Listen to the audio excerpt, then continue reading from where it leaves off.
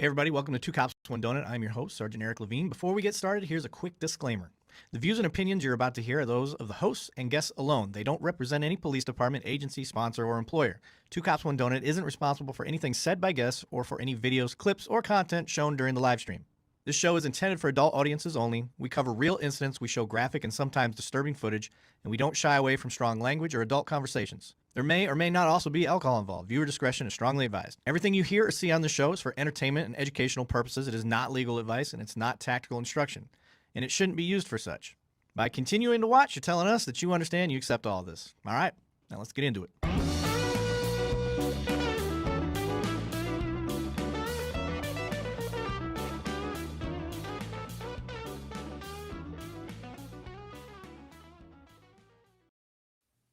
All right, welcome back. I'm your host, Sergeant Erik Lavigne, and my co-host, Banning Sweatland from Two Cops, One Donut.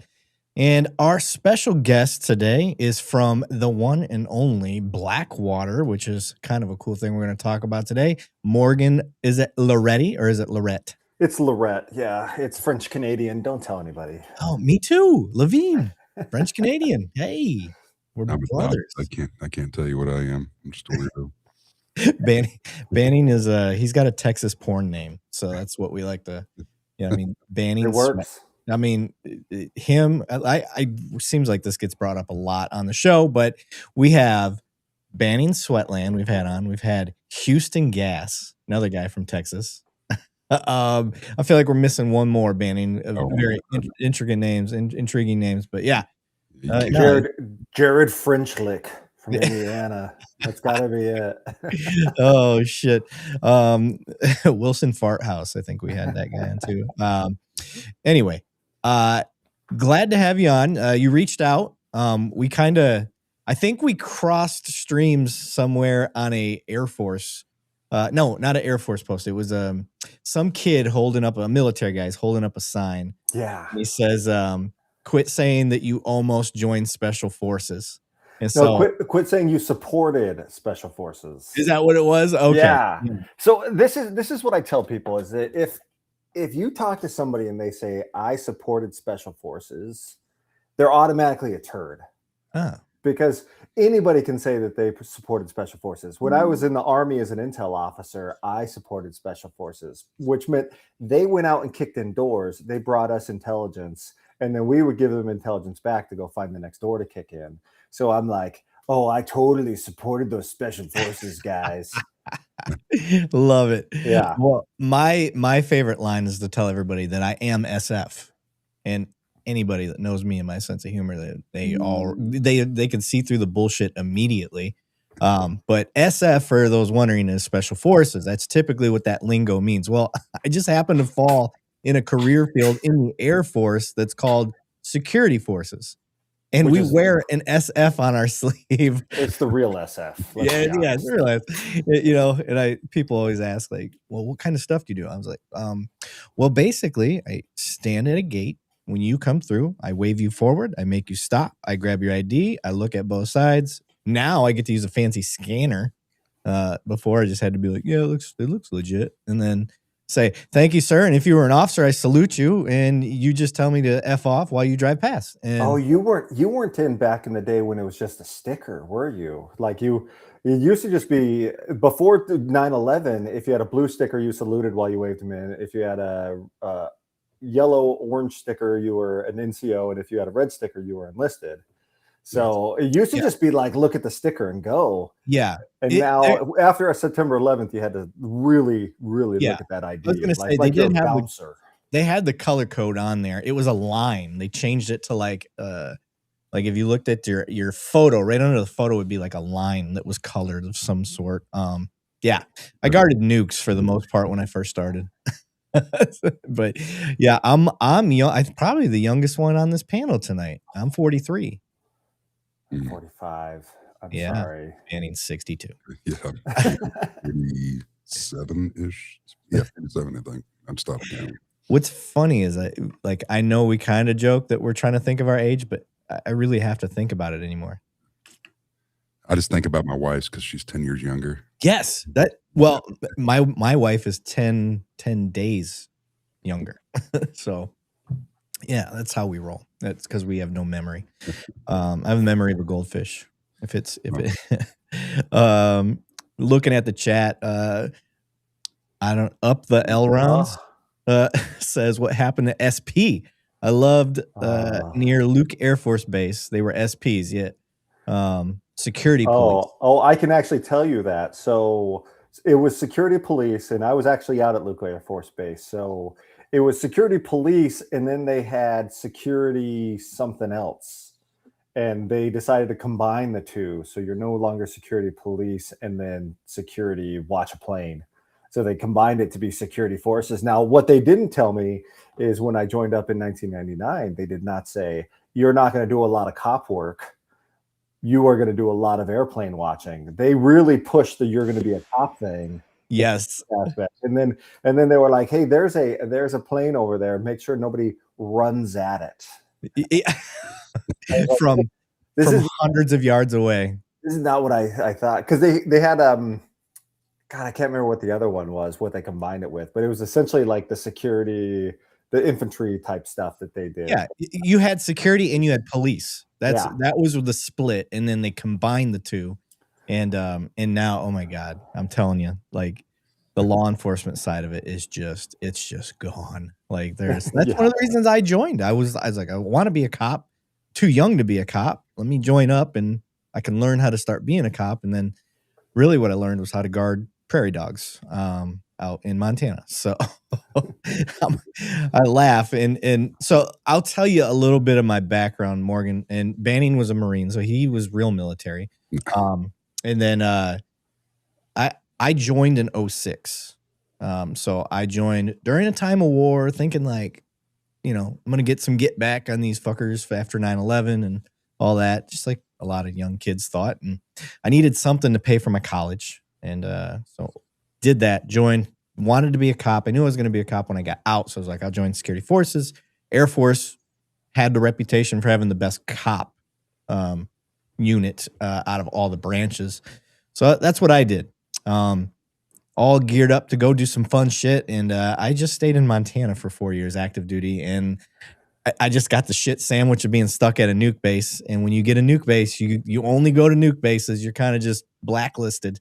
You get your security clearance, and that's all you got to do. So my 4 years of active duty, I just stayed in Montana at what was it? Malmstrom was the name. I thought I was going to Germany. When I first got my thing, I was like, Malmstrom, yes, go to Germany. My buddy's like, that's fucking Montana, idiot. I was like, oh, I'm dumb. So sitting there at Lackland Air Force Base being like, no way, I'm not trading with anybody, man. I got Germany. I know. Oh, so mad. I mean, I'm just glad like 3/4 of my guys did get stuck at Lackland. Like that's where I was like, I got to get out of here. So Banning, give them a little bit of your background, sir. 4 years in the Marine Corps. Directly after high school, got in 97. I got out just before the towers got hit. I was in Marine Corps Security Force Company, which is no longer, now it's part of, we didn't have any specialized, but now we have MARSOC and all that. Marine Corps Security Force Company was kind of, I guess, from what I'm gathering, was sucked up through it. Then right after that, as soon as I got out, honorable discharge, got right into law enforcement here in North Texas. Or I'm in San Antonio right now. I apologize for the backdrop. My wife didn't decide to come in and clean my office. This is the what is it, the Westin Hotel or whatever down here in San Antonio. Anyway, got into Westin, yes. It's the only one that had availability. So it's my story and I'm sticking to it. Yeah, they have the plus size rooms. Yes. Law enforcement did everything under the sun. Got into K-9 really young into my career. Did that for about 9 years. Pretty much stayed patrol element throughout supervisory all the way up to administrative role. Did 21, almost 22 years in law enforcement, and met Erik through a mutual friend. And he asked me to be a part of this. I love what Erik's doing. I support it 100%. And here we are, man. We get awesome guys like you on the show. So yeah. I'm a nobody, man. I'm just out here to echo all the goodness and bring some good things to people that don't understand law enforcement. We're trying to bridge that gap. That's why Erik created this, and that's what we're all about, brother. Hell yeah. Well, Morgan, our background is nowhere near as fun and exciting as yours. So can you lead off? I want to lead off with, I know we've just been bullshitting for the last 10 minutes, but I like giving people a chance to log on and see what we're doing.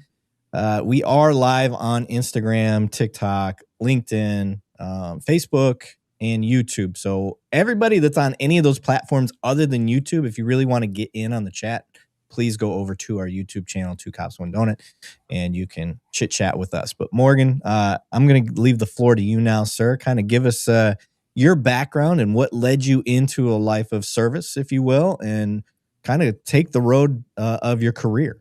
My origin story, like Thanos. Yes. So I grew up in a small town in Arizona called Cottonwood, Arizona, and we were just free range kids, man. So, I grew up in a trailer park. It was spectacular. I loved it. The beauty of it is like when you're like the white trash kid, all your friends are the white trash kid too. So like you don't really know that there's rich kids out there until you hit about high school. And my dad is he was like the biggest abject loser, like in and out of jails and all the other stuff. So somewhere around 17, I was like, I'm going to go the opposite way, man. I'm going to become a cop. And just like you, I was 16 years old. I had to stop smoking weed, which was kind of a bummer. And then I was like, well, I'm going to go become a police officer. I graduated high school, and I was like, well, how do you become a police officer when you're 18? Well, you don't, is the short answer. So I joined the Air National Guard thinking, oh, okay, they'll give me training, they'll give me college. I get through training at Lackland Air Force Base. Still hate that place to this day. Not a fan. And as soon as I got done, like I started getting into college, I was doing a criminal justice degree. I was going to be a cop, man. And then September 11th happened, and they were like, Osama bin Laden has changed your plans, Morgan. And I was like, what a dick. You're right. So I ended up getting activated for 2 straight years. It's funny because it's so much luck of the draw. Like you said, you went to Malmstrom Air Force Base and you were protecting Dukes. We were an Air National Guard unit that like they just didn't have the active duty forces. So they started sending National Guard all over the place. So my first pump was to Oman. It was hell. We had a Burger King and we had like a beach. Oh. And there was all these dead jellyfish on the beach every morning. So when we go to the beach, we'd pick them up and throw them at each other and hit them with the boogie boards. I hit my buddy with a jellyfish like right underneath his armpit. It like stung him. It was great, man. It was typical military games. Yeah. The only jellyfish I had were in the bottom of the bathtub. So yeah. So dude, September 11th, I do my first pump, and then they're like, hey, we're getting ready to go into Iraq. We need a team of 13. So I volunteered. We go into Jordan. There's like the super secret base. Now everybody knows we're in Jordan, but we were pushing the SF guys into Jordan, from Jordan and into Iraq. We had like the Predator, the Hellfire and Brimstone Predator drones. And then we went into Iraq during the ground offensive. The first night, like Nazaré is blowing up, like Jessica Lynch had just got kidnapped, and like it was crazy pants. And then 2 days later, dude, it was all over. And I went back to being security forces, where I was like stopping people from driving onto an active runway. Like it was literally just doing gate guard duty. And I was like, is this it? Is this really it, man? Like this is my war. So we finally got let off active duty. My buddy, who was a recon Marine, he was in the National Guard for college money. Became pretty close friends, and he's like, I'm going to go work for this company called Blackwater. And I was like, oh, those guys that just got hanged off the bridge in Iraq. And he's like, yeah, you should come, bro. Yeah. And I was like, it's a good time. I don't think so. Like, I'm not nearly as cool as you. He was a force recon guy out of Okinawa. So he goes to Moyock, North Carolina, and they're like, you guys know anybody else that's dumb enough to do this job? And he's like, my buddy Morgan will do it. So I got a call literally like 3 days after he got there. They're like, hey, Mike says you're good in the pocket. You want to come out? And I was like, I'm security forces. Like, I know it's SF. Don't get me wrong. But it's security forces. And the guy's like, just come on out. If you make it, great. If you don't, not a big deal. And I went out there. It was 2 weeks of training, shoot, move, communicate, PT test. It was all pretty easy stuff. And next thing I know, like my Department of State security clearance came in. And they were like, go to Iraq. So it was like early July, within I don't know, 3.5 weeks, I was in Iraq working for Blackwater, and I was like, what in the flying hell am I doing here? This is spectacular. I love every bit of it. Bro, I gotta have you come into some of our freaking guard mounts and just inspire the men. I'm like, he was just one of us, boys. Look what he accomplished. I don't think anybody would believe it. Okay, so listen, this is every military guy. The first words out of your mouth was, how much does it pay? How much were they paying? Yeah. How much were they paying? No, they said, do you want to work for Blackwater? And I said, no, not really. And he's like, what about for $500 a day and a 10% bonus at the end? And I was like, I do want to work for Blackwater. I didn't know I did, but now, yeah, you know, after some reflection and some time. Yeah, so it was like, dude, it's like 15 grand a month back in 2004, and you know, I had just made E5, so like I was kind of rolling in it. Don't get me wrong. I don't want to brag, but every shipper knew my name. So yeah, and then you got a 10% bonus, and then if you were there for Christmas, you got 3,000. You stay there for Thanksgiving, you got another 3,000. So if you did the whole thing like soup to nuts, and you took 1 month off, it was like 200 grand. Yeah. So like Trailer Park Morgan was like, I'm rich. Yeah, I'm rich. Yeah. But dude, it was like, it was just the weirdest. It was like Morgan and all these guys that were like SEALs and SF and like Army Rangers and you name it. And then they're like, oh yeah, we got a security forces guy. I was like, yeah. So, he's pretty rad. You go through now. I've been around the block and I've trained in a lot of things. Jiu-jitsu is one of my favorite things that I've trained in. And one of the things that I learned very early in jiu-jitsu and in sports in general, growing up being athletic, when you play around high caliber players, it brings your game up.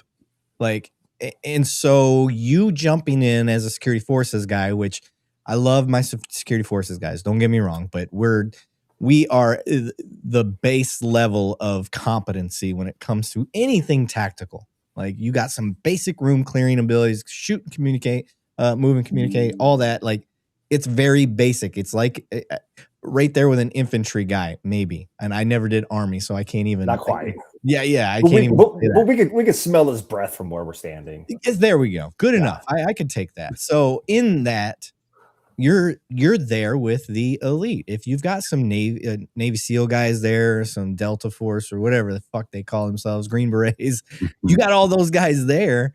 Like, how quickly did it bring your game up before you ever seen anything real? Well, so the crazy part is that I got to go back to a history lesson, but like there was no war pretty much since Vietnam, right? And then you had a little bit of Desert Storm, you had some Panama, you had some Somalia, but for the most part, you had this 20-year gap of guys that had trained and become like the best trained soldiers on the planet. And then they never got their war on. Now, on the one hand, it's like, holy crap, this guy's like a former Ranger, former SEAL, former SF. But on the other hand, like they didn't stay proficient, right? When you're not shooting all the time, you just kind of, you lose that. So we had a lot of guys in Moyock, North Carolina that just like they were missing. We had one guy on the range and he kept missing at like 300 meters.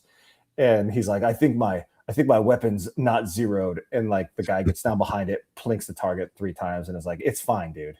Like, so, yeah. So there were some guys, but nobody had really gone to Iraq. We may have had a couple of guys that had gone to Afghanistan, but it was all these guys that had gotten out 3, 4, 5 years earlier that were like, this is my chance to go do war. Let's go get our war on. So I was actually probably more proficient with a weapon than those guys. Tactically, they were absolutely way more proficient than I was. But you're not going in and clearing buildings and doing all that other stuff. You're protecting a diplomat, and that's something that nobody knew how to do. So we all had to kind of be trained in that. Now, once I got on ground and I started hanging out, literally like the SEAL Team 6 guys, the CAD guys, like those guys, they definitely elevate you when you're on ground.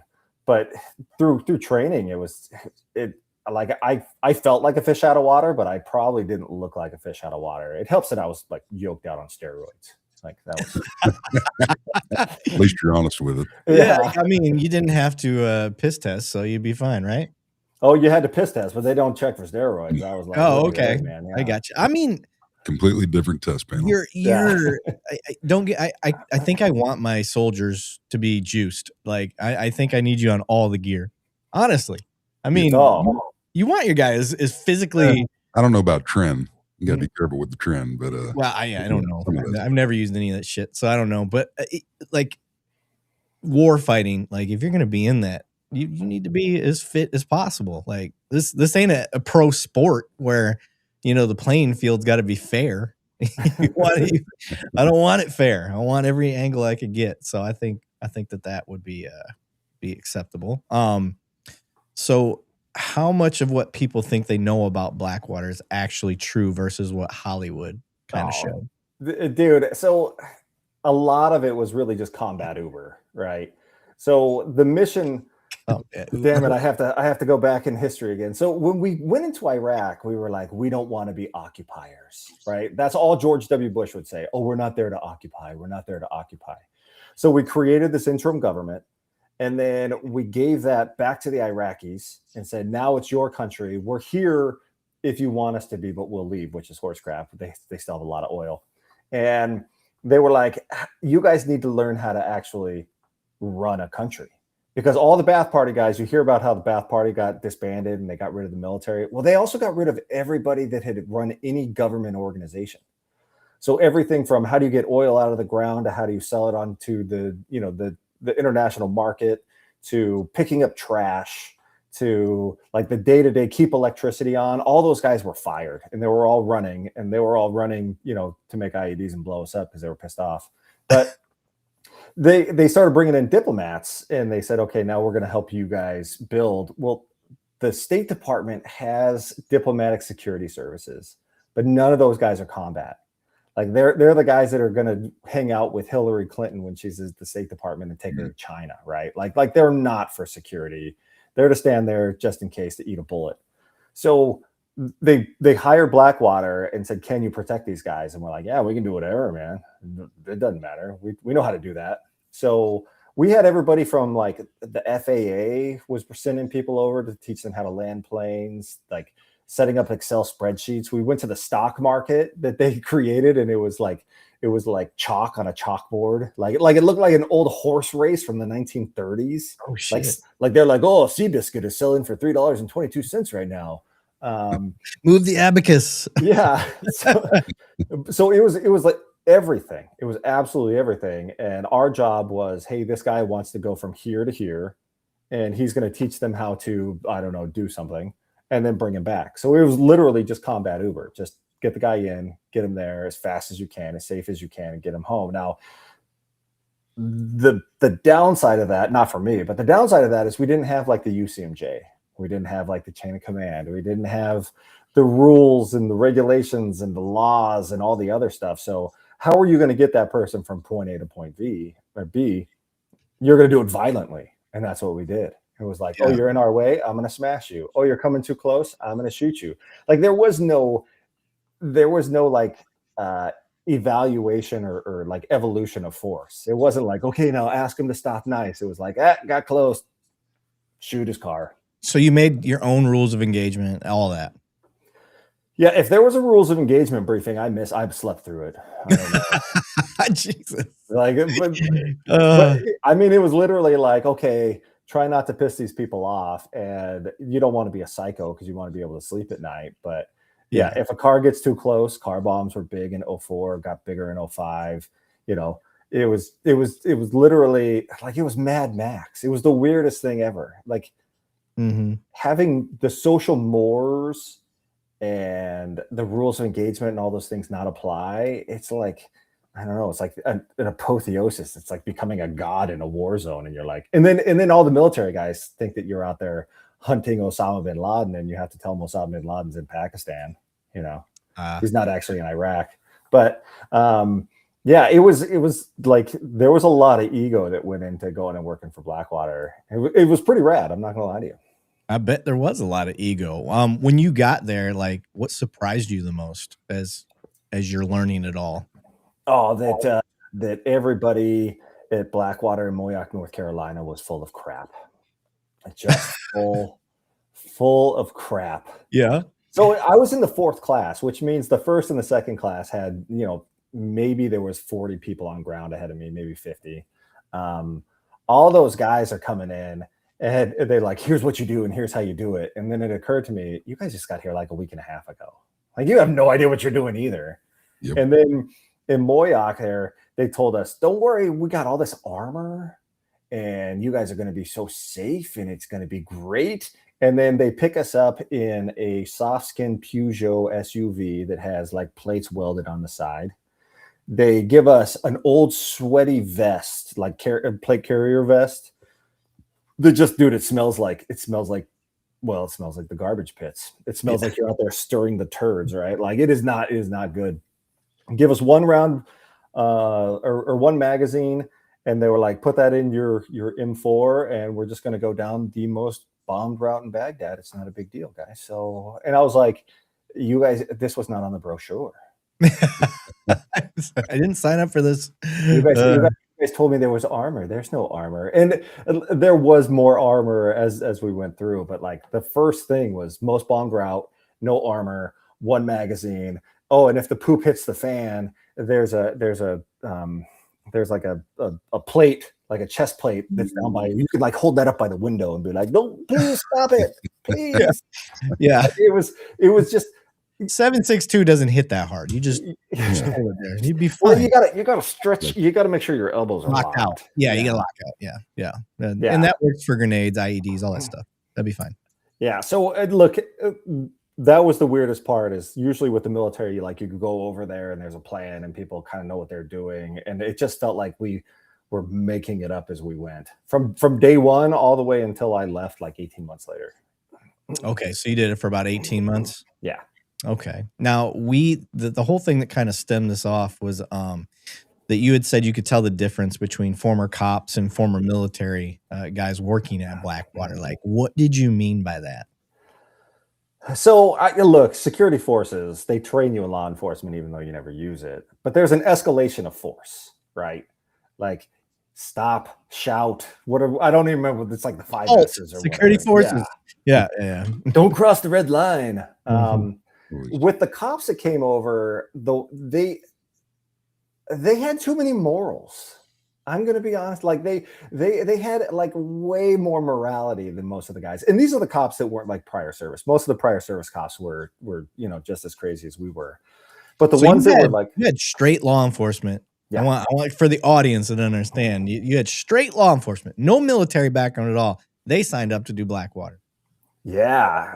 Cause they were like, that sounds like good money. And then they were like, oh, I left my job as a cop and now I don't have any money coming in. Now I have to be on Blackwater forever. But we can get into that later. But The escalation of force is just different. So, we call them tender hearts.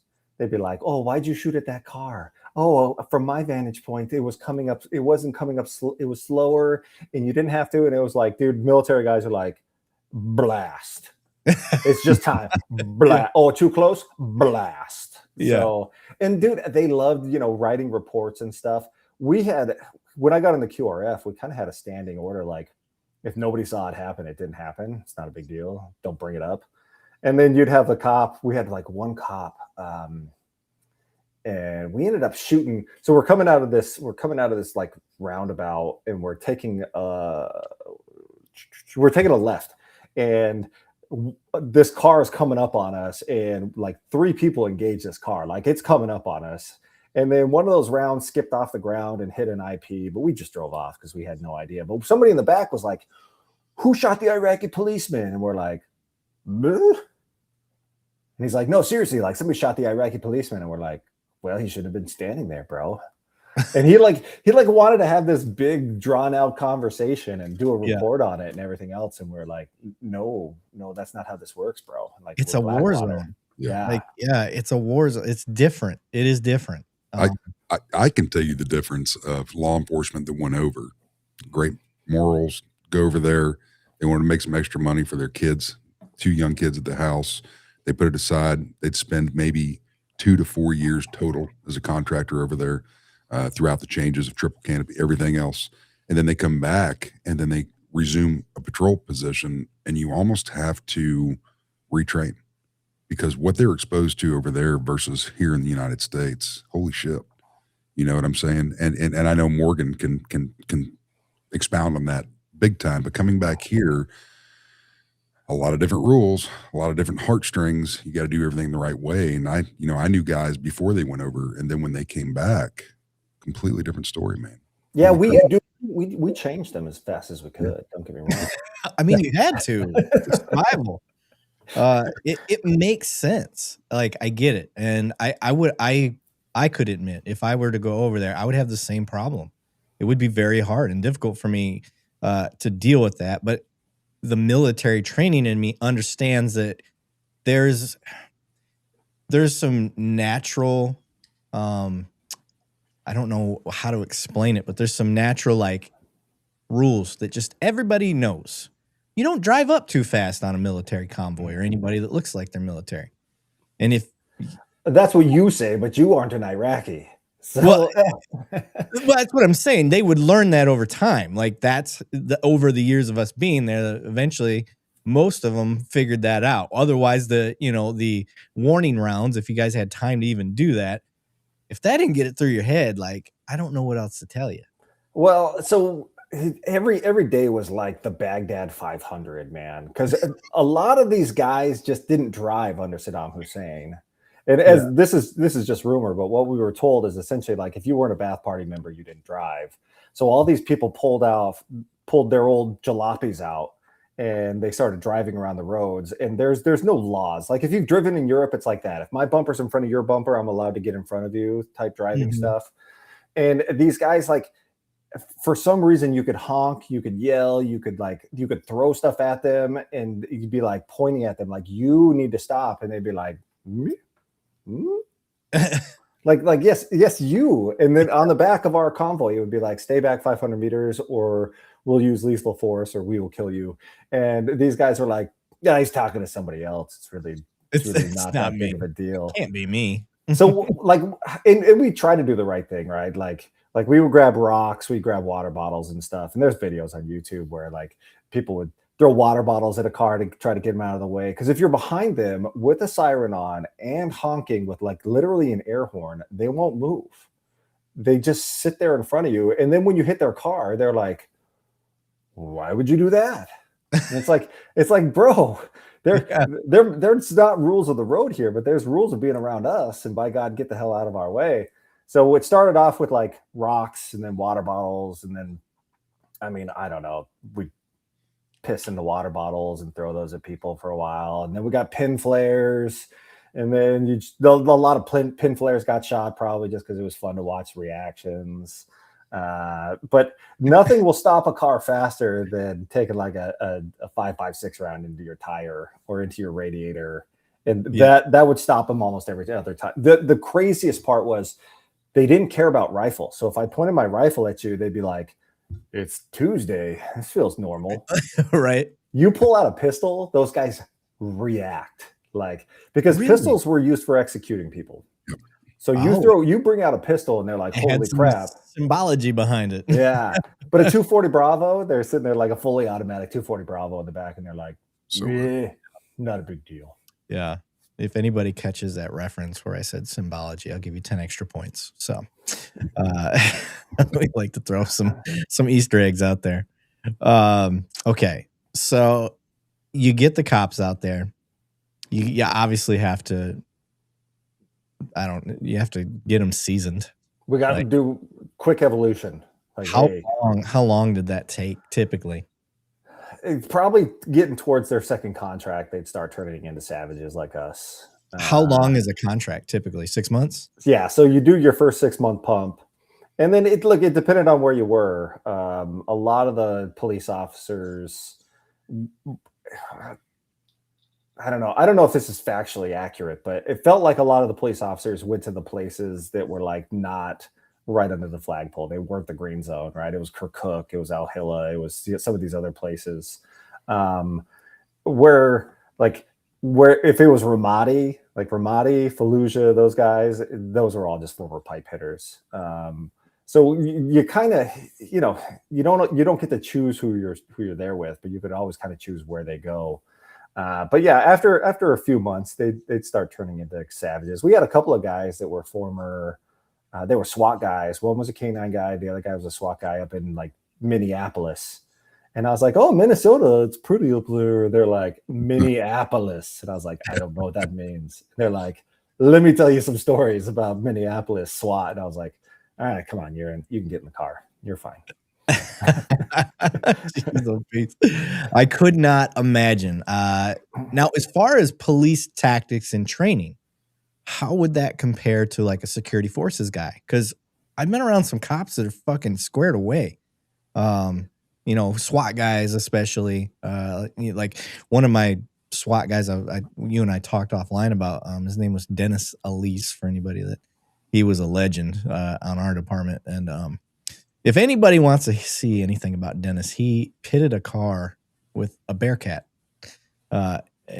against orders, which was epic. So that's why he's got somebody. He did Blackwater. And we thought after he did the pit thing and he went through his investigation, that's where he was going to go back to something like that. But he didn't. He ended up finding something here in the States. But yeah, I'm just curious, how did they do with the training compared to other military branches? I mean, the training wasn't that difficult. What you did notice, and this wasn't just cops, a lot of the people that went to Moyoc, they were in that window where they didn't get to use all their cool training and stuff. So when we started walking the diamond, right? So you start like this, and then your principal's in the middle. That looks a little dirty. I was going to say, easy now. Keep showing me what you got there, sir. So the principal's in the middle, and then you post up two guys at the door, and then one guy goes up there with the principal, and we had this training exercise where I was outside the door. And they were like, the principal's been kidnapped. So I'm like not the closest guy to the door. There's two older guys that were former Army Rangers, and they like in training, their eyes got big and they were like, ugh! And it was me and this other recon guy, and we just like storm through the door. We go up there, we kind of pie off. They have like a gun to the principal's head, so we pie it off, and then one of them engages me, shoots me right in the hand, which if you've had a lipstick round in the hand, like it hurts. It just the knuckles, the ass, and the neck. I hate bad.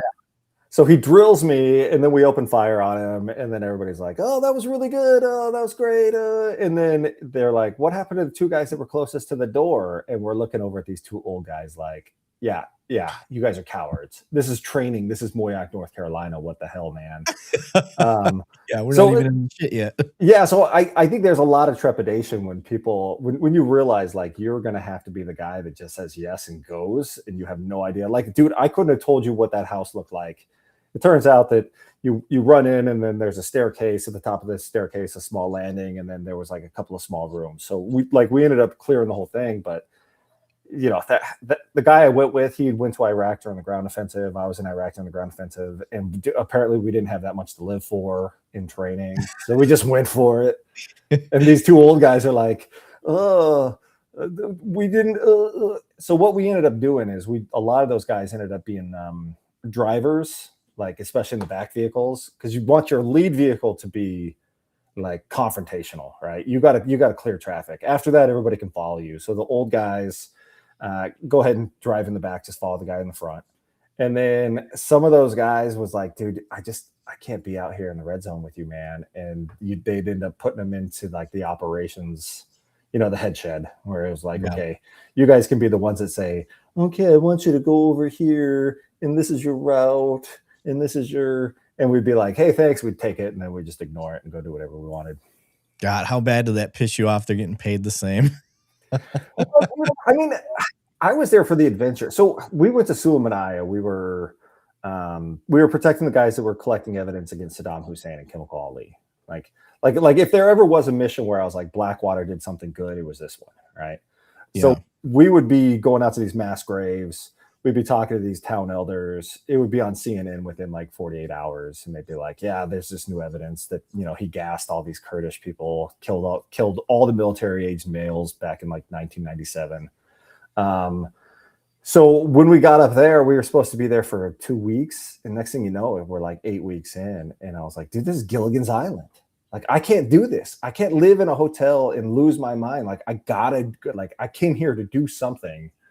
And we ended up having like a mini mutiny. And I would say like 10 of us ended up leaving, and they brought 10 people up, which I didn't realize. I thought we were just being like, okay, all my crap's in Baghdad. I want to be down in Baghdad. That's where like the running and gunning is. And we come back to, and we're like pariahs. They're like, you guys had a mutiny against your leadership. And I was like, the guy that was sleeping in his room? Like, oh, we going to sleep in his room. What do you mean? Like a mutiny? Like, this sucked. Trying to earn our money over here.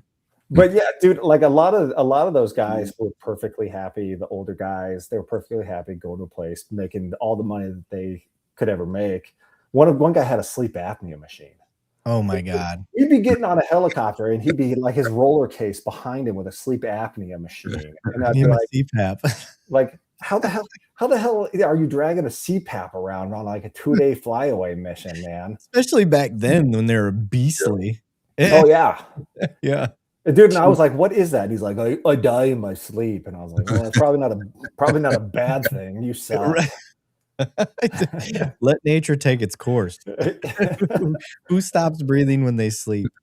Oh, so those guys were great because you needed people that were gonna go and do those like boring things. But like younger 23-year-old me, I was like, I didn't sign up for this. Like, the money's great, but this sucks. I'm gonna go home and become a cop. Fuck yeah. Not really. So you're doing protective services over there. You're building the squads and teams, right? So if you were to build, what was that, Banning? Asset protection. Yeah. So let's say you're building what you would consider the perfect squad. How many in that squad? And then what would they consist of? Would any of them be law enforcement? Yeah, you know what, dude? The law enforcement guys, some of them were like spectacular drivers, and they were spectacular, like understanding the roads. And like I'm like a savant when it comes to roads. If I've seen it once, like I'll know how to get there. But a lot of these guys, I realized later, they were just happy looking out the window, being like, "Oh, there's a hummingbird. Did you see that? It was pretty." Like, they had no idea where we were going. We would just show up and park, and they'd be like, "Oh, we're here." Yeah, they don't know where north, south, east, west is at. Yeah, so dude, like those are the window licker guys. They're great. Don't get me wrong. They'll open the door, they'll shoot a gun, but they have no sense of direction. So the cops were good there. The Navy SEALs always thought that they kind of knew everything more than anybody else, which look that's their reputation. The SF guys were like tactically sound, but like fat. I'm just gonna be honest with you. Like, a lot of them were just fat dudes. Really? But they would argue back to you about like, oh well, if you like, they were argumentative. The best ones over there were like your recon Marines, because you could literally be like, I want you to do this, and they'll do it, and then be like, now go stand over at that door for the next 4 hours, and they'll do it. Like, they're like lethal, but at the same time, they just dude, they'll just do whatever is asked of them. Your bargain basement infantry guys were also pretty good because they didn't have any ego that came with them. They were like, hey, this is all right, whatever, man. You want me to stand here and look at this? I'll do that. I would say you got to have the guy that's got the brain. And we didn't have a lot of officers, but I think if you could get some young junior military officers to be like running a team, and then you get like 2 or 3 SF guys, a couple of Navy SEALs, a couple of Rangers, and like 4 recon guys, and then 1 just fucking psycho, dude. You got to have your 1 psycho. You just do. I hate to say it, but like, dude, even on the QRF, the guy that's wearing a necklace of ears. Yeah. And he's going through divorce at the same time. So he's there to pay child support, dude. Like, that's his whole gig. And dude, like, even on the QRF, we had one guy, like, we got a lot of trigger time, but we had one guy that we were just like, oh, bro, like, I just saw that car fly off the elevated highway, Dukes of Hazzard style. What happened? He's like, they were driving up on us pretty quick, so I just unloaded 100 rounds of 240 Bravo into them. Jeez. It was a short burst. Yeah, he's like, just a quick, get the machine guns talking. Like I mean, there were some, I would say for as many psychos that we had, there was as many pacifists, right? The guys that were just like, we had one guy just before I got there. I think he was a former Ranger, older dude. They started taking indirect fire at one of the embassies that they went to, and he was in the car. And everybody's like, we don't have any cover to go to. At least get in the armored Suburban. And the guy locked all the doors, and they're like pounding on the window. Oh, bro, let me in. And he's like, oh. So he was in the head shed. He was the guy that handed out ammo after that. But yeah, dude, like for every psycho, there was probably the same amount of people that would just like freeze up, and you're like, dude, how the hell did you get here? I got a question for you, Morgan. So when you were over there, let's say the first 6 month stint you did over there, how many active military units did you guys run into? So I understand you guys. I mean, I know it's a lot, but what I'm asking is how did the active guys treat y'all as you came through? Usually, you guys were running quicker on your missions that you were doing, from my understanding. Okay, I've never done it. I was in during peacetime, during the late 90s. I got out just before the towers got hit. But what were the active guys' MO treating you as you guys came through? Was it respect, or was it let these guys go through because holy shit, we don't want the magnification? I mean, how was that? This is a lot. There's a lot that goes into this. So like the guys on the base all thought that we were like CAG, right? Because we got our beards, we got long hair, we're wearing our hats.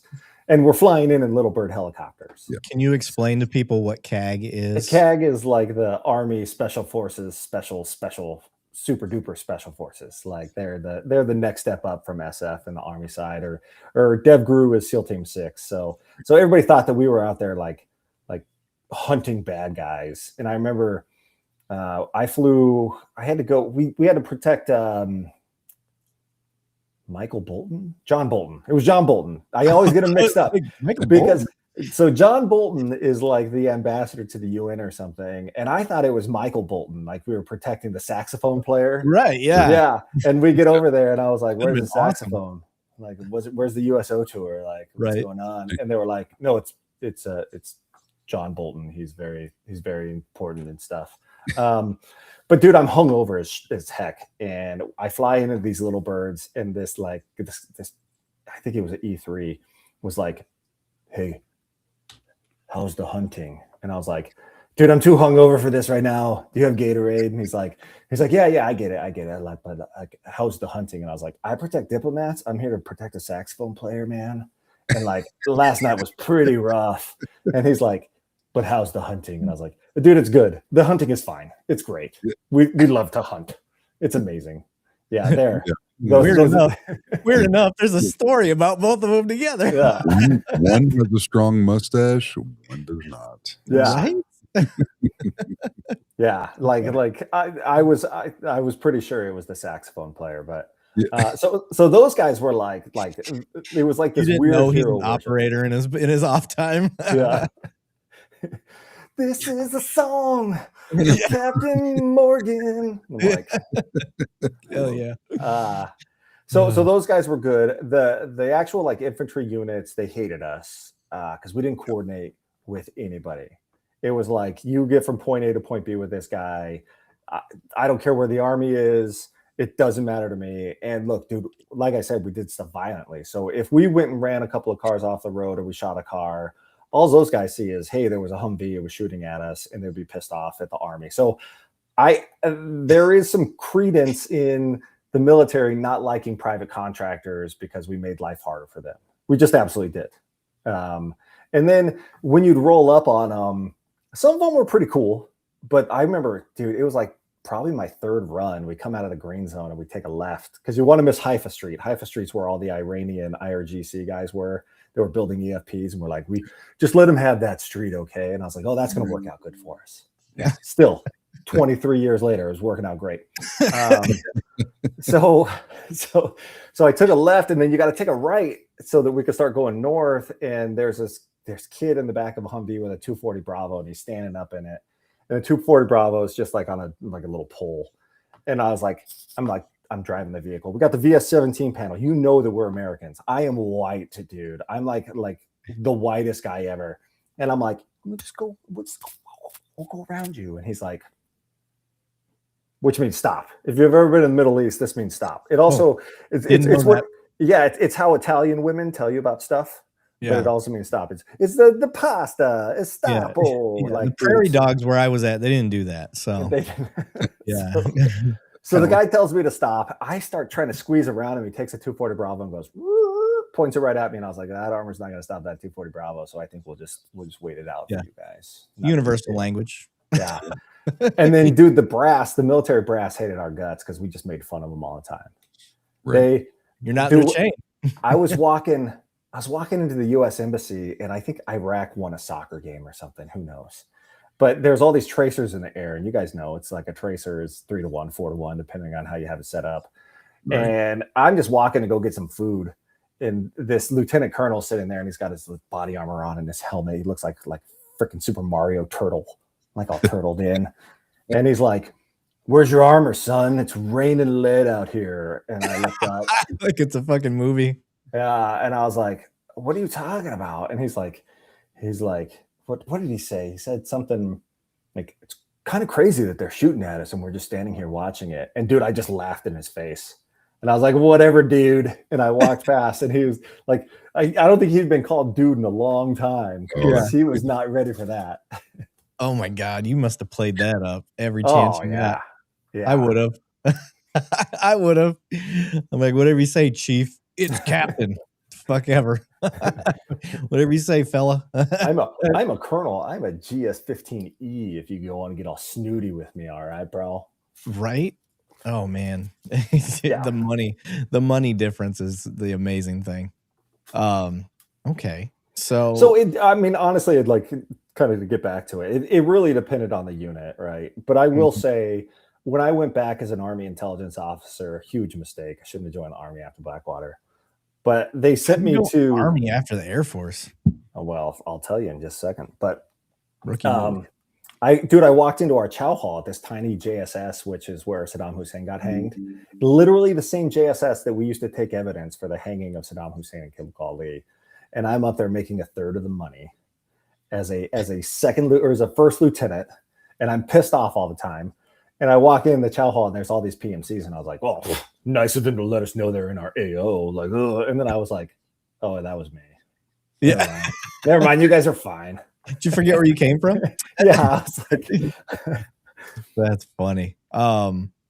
So for any of the cops watching this and wondering, like, should I ever leave policing to go and do the contracting overseas? Like, what would you tell them? So I got a buddy. He's a cop. And he had a really cool department where they would say, "Okay, you can go do 3 months," and he'd give him like a leave of absence. He'd go do 3 months. He'd come back.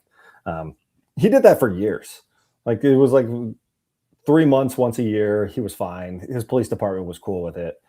If that's what you're doing, that's the only way to do it. Because here's the thing: is that the second that I left Iraq, there was no paycheck. There was no money. There was no nothing. There's no long-term benefits. There's no retirement. There's no nothing, man. That's a straight cash gig. Yeah. So like, and I tell people in the military the same thing. Like, if you're going to go over there and you're going to do it for 3 or 4 years to make enough money to either like retire or pay your house off, and you got something going on afterwards, go do it. But if you're just going over there being like, "Oh, the money's like," dude, it's like the dragon. It's like an addiction. Like, I'm not gonna lie to you. Well, that and the adrenaline's pretty fun too. It's like heroin. It's like, no, I say, like, dude, you're wanting it, man. But if you don't want to do it for like the next 10 to 15 years, don't start, because when you come home, the first thing that's going to happen is you're going to get bored, because where are all your buddies at? They're overseas. Still over there operating. all your buddies are there. And then you come home and it's just you, right? It's not like with the military, you go over as a unit, you come back as a unit. Like, that's not how it works. It's just you with your thoughts. And those are scary, dude. Believe me. That and the contracts right now are a lot lower than what they were, meaning what everything costs now. They're much lower than what they were right after 9/11, correct? Yeah, the money's not there. I think the contract now for the Baghdad gig is right around the same pay as it was for me, a little bit less. But if you did inflation adjustment, my contract was like $940 a day. and they're making 475, 500. So the money's not there, but dude, there's other contracts out there. When I was at Blackwater, my buddy's like, same guy that got me into Blackwater, like, dude, I heard about a contract in Africa running diamonds. It's $1,500 a day. Let's do it. And I was like, okay, there's a certain level of crazy that even I can't deal with. Running diamonds in Africa is there. Like you found it. Yeah. So, dude, I mean, there are contracts out there that'll pay you $1,000, $1,500 a day. But you're getting paid for how dangerous they are. And if you got kids, like if you're single, you're 23, 24, 25, go do it if you want. Nobody told me Blackwater was going to have the worst reputation on the planet and that I wouldn't be able to put it on my resume, or else I probably would have taken that into account too. But like there's a difference between, and I wrote an article about this, there's a difference between having to go back and wanting to go back. So if I had to do it over again, I would say, look, I want to have $200,000 in the bank. I want to have enough money on top of that to pay for college, and then I'm out.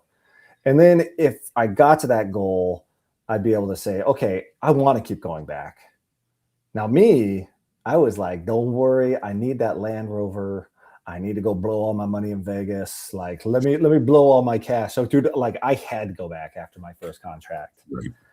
So if you're just getting into the game, you got to set that goal. And if you don't set that goal with your money too. So, I mean, there's a lot of guys, and I know you know it, I'm preaching to the choir, but for the people that are watching and don't understand about it, there's a lot of guys that got in it. They weren't used to that influx of money, and their family that was at home was getting that influx of money, and they started living within the means of the money that was coming in. And that's natural human nature. And that's what people need to understand is, so, okay, we're going to go get a platinum truck. We're going to get this. We're going to get a little bit bigger house. And then, you know, you're looking at a $1,600 mortgage payment, maybe a couple $1,500 vehicles. And it's like, where's this going at? And that was a lot of the dudes that got out of the military or they got recruited in law enforcement that went over there. It's this huge influx of money, and they immediately adjusted. And then you're still in the same spot that you were in before. Yeah, and then your wife took your two kids and started hanging out with a guy named Jerry. Like, and now you're paying child support to Jerry that doesn't want to work. Like, dude, the horror stories are bad. Like, because when I got there, I think a lot of people made the assumption that it was tax-free, like the military, and it's not. IRS. So, you got taxed on the money you made over there. So it's weird. If you do 330 days out of 365, then your first 85,000, this was back when I was there. So your first 85,000 is tax-free. So then you're only paying on $120,000. Now, a lot of the guys didn't spend that time and then absolutely didn't pay Uncle Cheddar. So I know guys that are, $200,000, $300,000, $400,000 in debt because they did it for 10 or 15 years. And the IRS never forgets. It's like a military. It's like an ex-wife, dude. Never forgets. So those guys are still like, dude, there's guys in the game. They were at the Gaza contract. They were in the game when I was in 04, 05, and it's 21 years later. And they're like, yeah, I don't have anything going on. So, and I owe my ex-wife $70,000 million.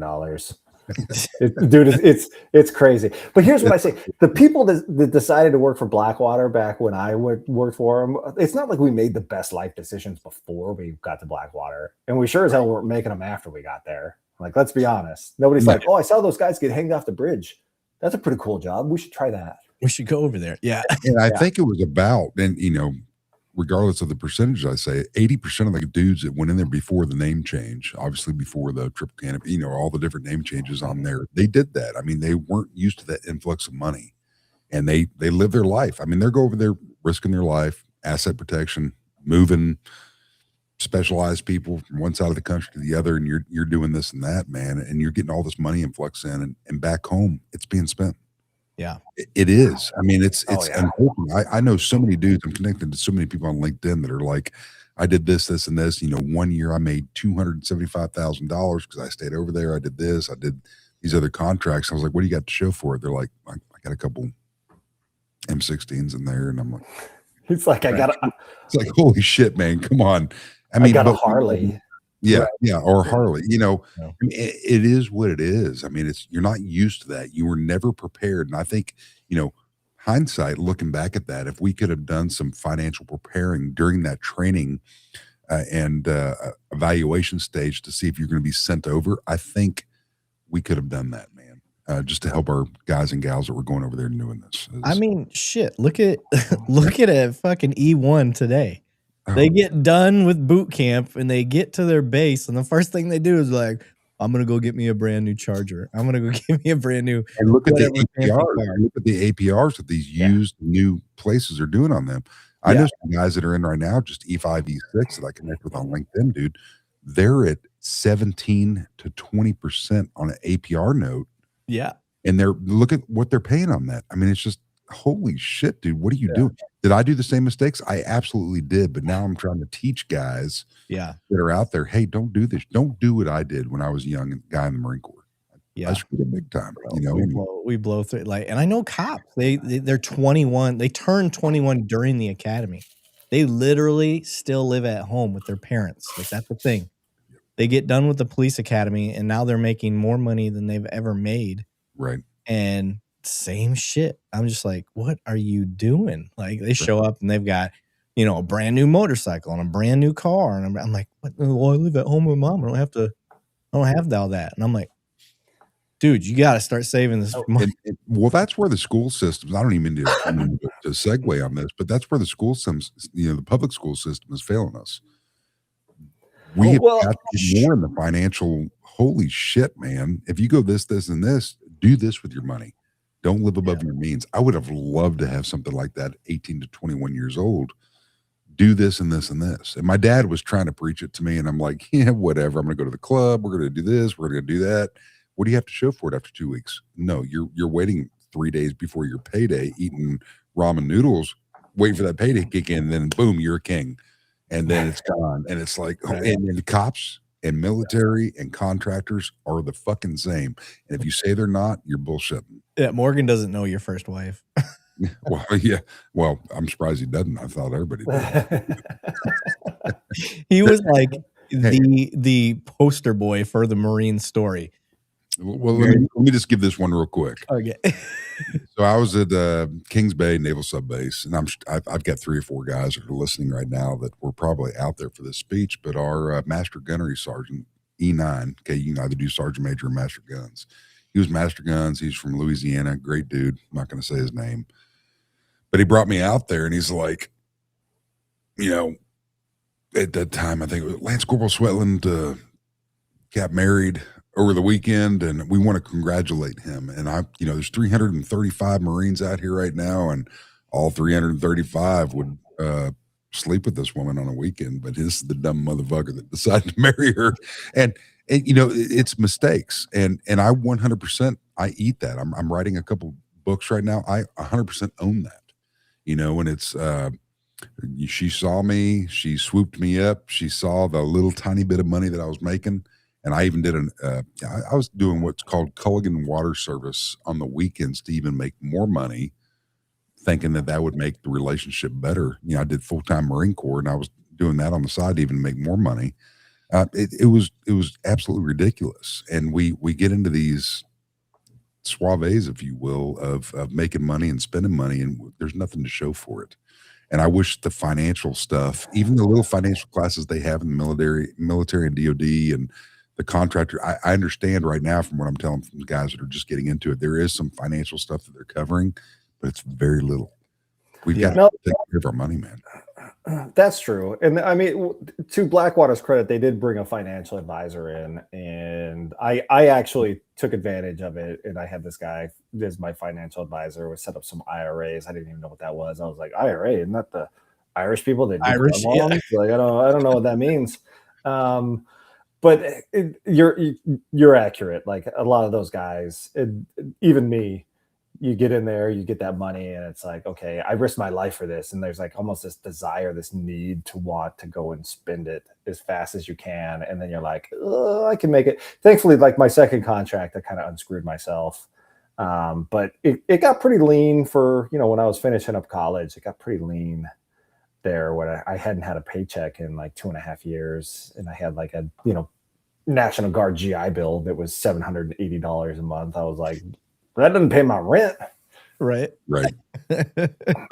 Yeah. The ones, what was the nicknames that they gave the girls that wanted to marry a military guy? It's like a triceratops. I think No, it was the Dependopotamus. Yeah, Dependopotamus. That was another one. Or the Dependas. Here's how stupid Banning was. Okay. So I just turned 19, got through all my training in Quantico, went down, got stationed in Kings Bay, Georgia, and got married. I was her third husband, and she was 2 days older than me. If that wasn't a red flag, and then she's like, "Hey, come out, come with me down here to Jacksonville, Florida, because there's a boat coming in. I'm going to tell my next fiance that you're the one. It's not him." And I'm like, "Oh, baby, I feel special." We live, laugh, and learn on these things, man. And I look back at my younger self, and I'm like, "Holy shit, you are a friggin' retard." Because of and I'm talking about Marine Corps stuff. It's the Marine Corps way. And the Marine Corps at the time was not teaching any type of financial stuff at all. I mean, we got very low pay on the enlisted side, and that was on me. I decided to go enlisted. My father was on the O side, and he was in the Air Force. He did the right things in life. He was a flyboy, did amazing things. F4, F-16, A-7D. Guy got to fly a whole bunch of things, but me, I decided to go enlisted, and I did not listen to any type of financial planning, the very little that I heard, and I went out there and I thought I knew everything, and when I got out of the military, I had nothing. Yeah. Shout out to a donut shop. He's in the house. He's saying, "Yo, Morgan and the boys." What's up, brother? We gotta have a three-way one time, but not kinky, just like extra kinky. Depends on how much they want to pay in the chat. I mean, you guys pay some money in the chat. There's no shame in our game. So, okay, this question was shot in, and people want to know. You kind of touched on it earlier, but like, what gear were you carrying when you first started versus the gear that you earned your way up, like when you were at your peak operating? Dude, the gear that they gave us was absolute garbage. I mean, it was trash. It was whatever the State Department made them do. So you had a plate carrier group. They had a plate in the front, plate in the back, and then it was just like a bandolier essentially that went in the front where you keep your magazines. So I think it could hold 10, but one was for a radio, so you'd hold 8. There's some early pictures of me that actually has that one on it. And then this guy, this is the beauty of working overseas, is this guy like upgraded his stuff. He's got all junk drunk and was like, "I need that new $800 kit." So I looked at him and was like, "Dude, that kit that you're wearing right there, that looks tasty. I'll give you $50 for it."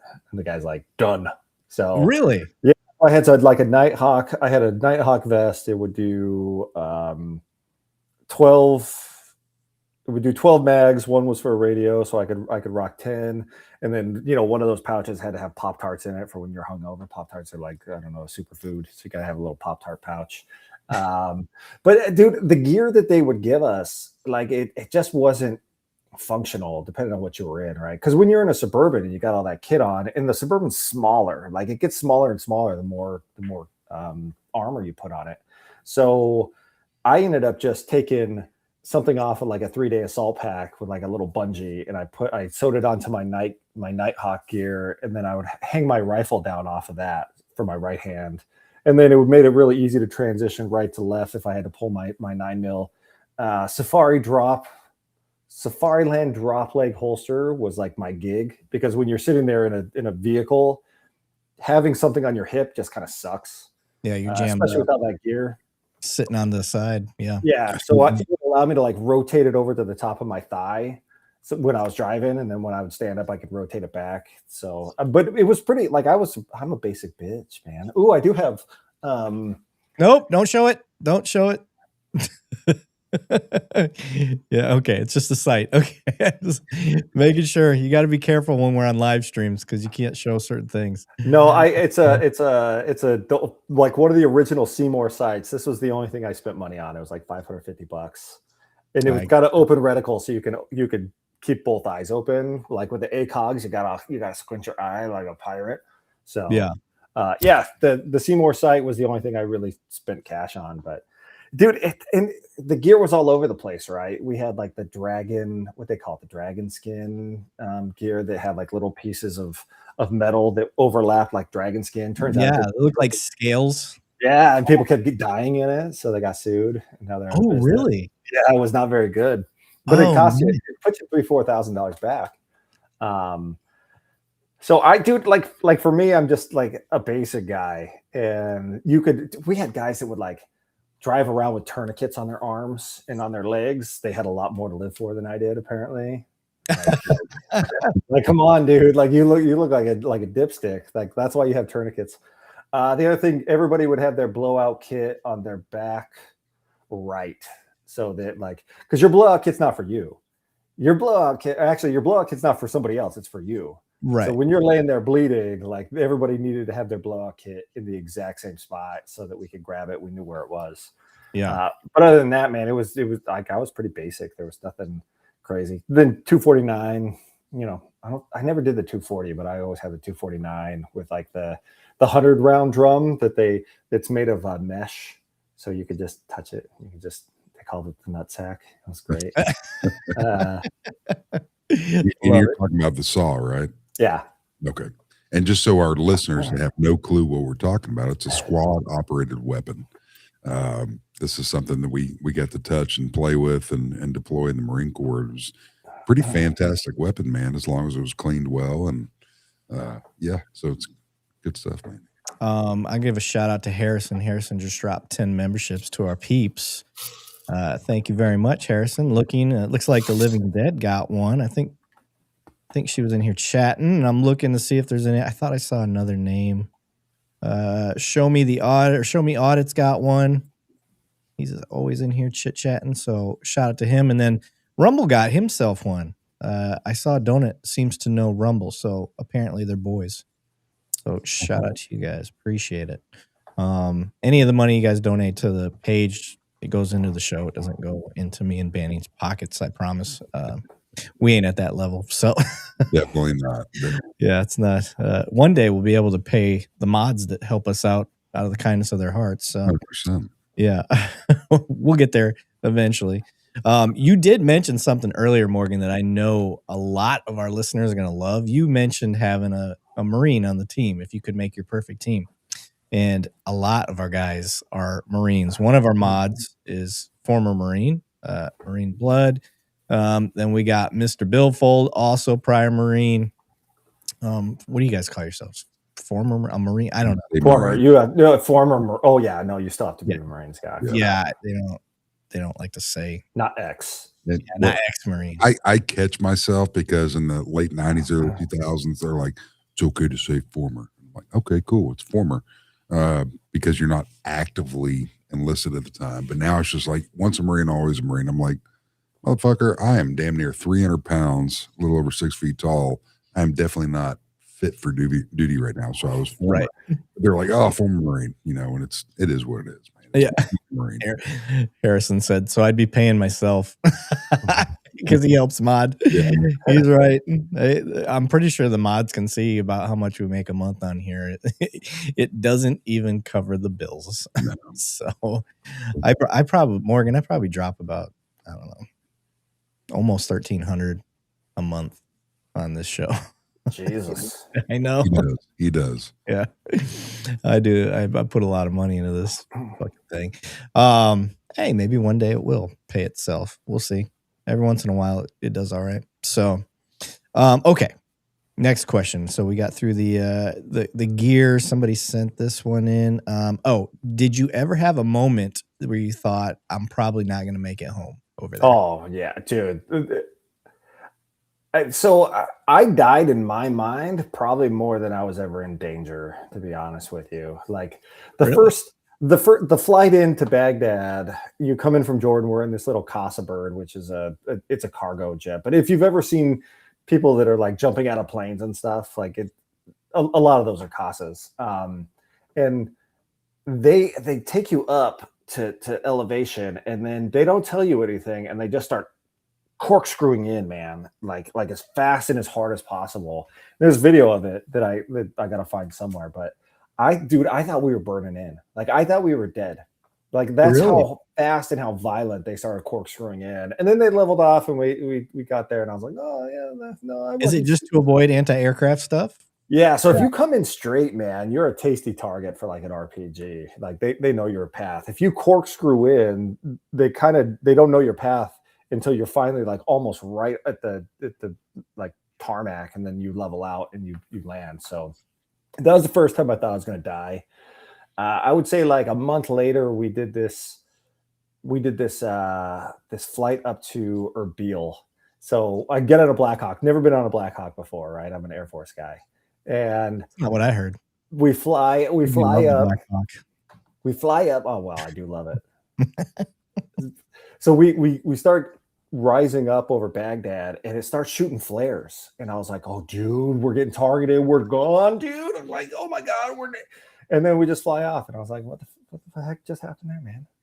So it turns out that when you fly over the burn pit, which is like half of Baghdad, it causes the flares to think that they're being that you're being attacked, and it starts shooting flares. Is it the heat signature of it or something? I don't know if it's the heat or the smoke, but I talked to a pilot over there. And he's like, "Yeah, dude, every time we flew over that thing, we'd shoot out like $70,000 worth of flares. So your dollars at work." And then like we would get mortared every day. The first time that they got close, like a mortar hits, and we're sitting in our little tent. Like I think it was like day 2. We're sitting in our little tent, and one hits, and we're like, "Oh, okay, so, that wasn't too bad." The second one hits, and like everybody sits up in their bed and starts looking around. And all I'm thinking is, dude, you can't be the first one that runs out. You just can't. You can't be that guy. The third one hits, shakes the tent, like you can feel the percussion, like kind of mush your guts, and it was close. And this guy like leaps off his bed and runs out the tent to like the bunker, and everybody's like, "Pussy," and then we all ran after him because you just didn't want to be the first one, man. But the thing is that I just didn't live like that, right? I didn't live thinking, "Oh, this could have happened." You know, we got shot at, but it wasn't like they were shooting at Morgan. It just wasn't one of those things where like I took it personal. So you could be driving on a route one day, and then the next day a car bomb blows up and it took out something, or we got hit by an IED or an EFP in Ramadi. Like it was just such luck of the draw. And I guess I'm lucky that I just never really thought about it like that. Yeah. I remember them in training. They were, because we had some pre-deployment training stuff where we never ended up going anywhere, but they were talking about this one particular IED that would be like some sort of liquid metal, and it would go through the MRAPs, and then it would fuck you up inside. There's nothing you could do about it. And they talked about it all the time, and I was terrified of that particular way to go because you're stuck in a coffin. So I'll explain it to the folks out there. So you put explosives in something like this. It could be this small. And what you do is on the front of it, you put copper. You put like a malleable metal on the front. So your explosives on the back, this whole area of explosives, what it does is it takes that piece of copper and it pushes it out through the middle, and it forms a projectile, or like a bullet essentially. And it's going so fast and it's so hot that it'll go through any armor that you have. So yeah, the EFPs, that's what the Iranians were doing on Haifa Street. And they're terrifying, don't get me wrong. But if I sat there and I worried about every time I drove past like a piece of garbage that it was an EFP, like I wouldn't have made it, man. Yeah. That's why listen, guys, everybody out there listening, I say this in law enforcement. You got guys that are geared for SWAT like that. They have the mentality for that. I don't have it. Young me, in my early 20s, probably thought I had it. But I didn't do it, so I can't say for sure. I would have done it. I tried it at least. And I might have got there and said, you know what, this ain't it. But you need guys that have that mindset. Just like you said, you need psychos. You got to have the guys that want to do that stuff, because the ones that are there, like especially in SWAT, that are just there for the tab to say the rocker, to say SWAT, like that's not the guy. You need somebody that's about the team. And being just a part of the team, and not so much about saying that they're SWAT. And that goes for a lot of stuff. So you're right. if you worried about that shit, probably not the job for you. Me personally, I would have been fucking freaked out about that in the camel spiders. So no, those were the worst. I'll be honest with you. Those are they're just menaces, man. They look like aliens. So we found out in Oman that they had a bunch of camel spiders. They'll chase you, and you're like, dude, why is this thing chasing you? Well, it's not actually chasing you. It's trying to stay in your shadow. Yeah. And as you move, it's like, there goes my shadow. My nice, cool shadow. I'm going after it. So you're like running away from this camel spider that's like this big. You could probably stomp on it. And you're like, it's coming at me, bro. Right. Yeah, fuck. I would have ran. No, thank you. And it turns out they're not even actually spiders. There's something else, but yeah, they're still freaky looking. I don't know if anybody. They are terrifying looking. Yeah. And then, so were you ever a part of any of the animal cage fighting over there that I heard so much about? I heard they put like scorpions and camel spiders against each other. Y'all are over there betting and shit. Dude, but it's not that fun. So yes, that's the short answer. I'm like the guy that's admitting to watching cockfighting right now. So we had this tank in Oman, and I think it was the 5th deadliest venomous snake. There was 2 of them that were in this big tank. It's like 50-gallon tank. In the world? Yeah. So who knows who picked these up? But you could walk into this little headquarters area. It's like a 50-gallon tank. They got the snake, and we'd bring in camel spiders, and they'd have like the big, huge scorpions. And we'd drop a camel spider in there. We'd be like, "It's on, dude! It's on, ooh, dude!" And the camel spiders like coming up on it, trying to figure out what's going on. And the scorpion's just sitting there. They don't care, dude. The camel spider, we're like, dude, it's going to jump. It's going to happen any second. And it gets too close, and the scorpion goes, thunk. Done, dude. Game over. Yeah, it was like so anticlimactic. It was like, dude, that's boring. Well, I mean, you were over there pre-cell phone, like smartphone, right? Oh yeah. So, yeah. Imagine going over there today. It probably wouldn't be nearly as bad with all the tech. Skype had just come out, so that helped a little bit. Skype. There was Vonage had come out, but we didn't have enough internet to be able to really use it very often. So I still had like the cell phone that I bought the little cards for, and if you called past like 9 p.m., it was only like 40 cents a minute instead of like $3 per minute. Right. So, but yeah, when I got back in 2009, Skype was available. Skype was like pretty easy to get. So it is a lot better keeping like close to your family. That said, like, dude, you try to get bandwidth in a military base with a bunch of young GIs is not the easiest thing to do, because they're all just trying to look at porn. Yeah, they are just all on whatever site they can get on.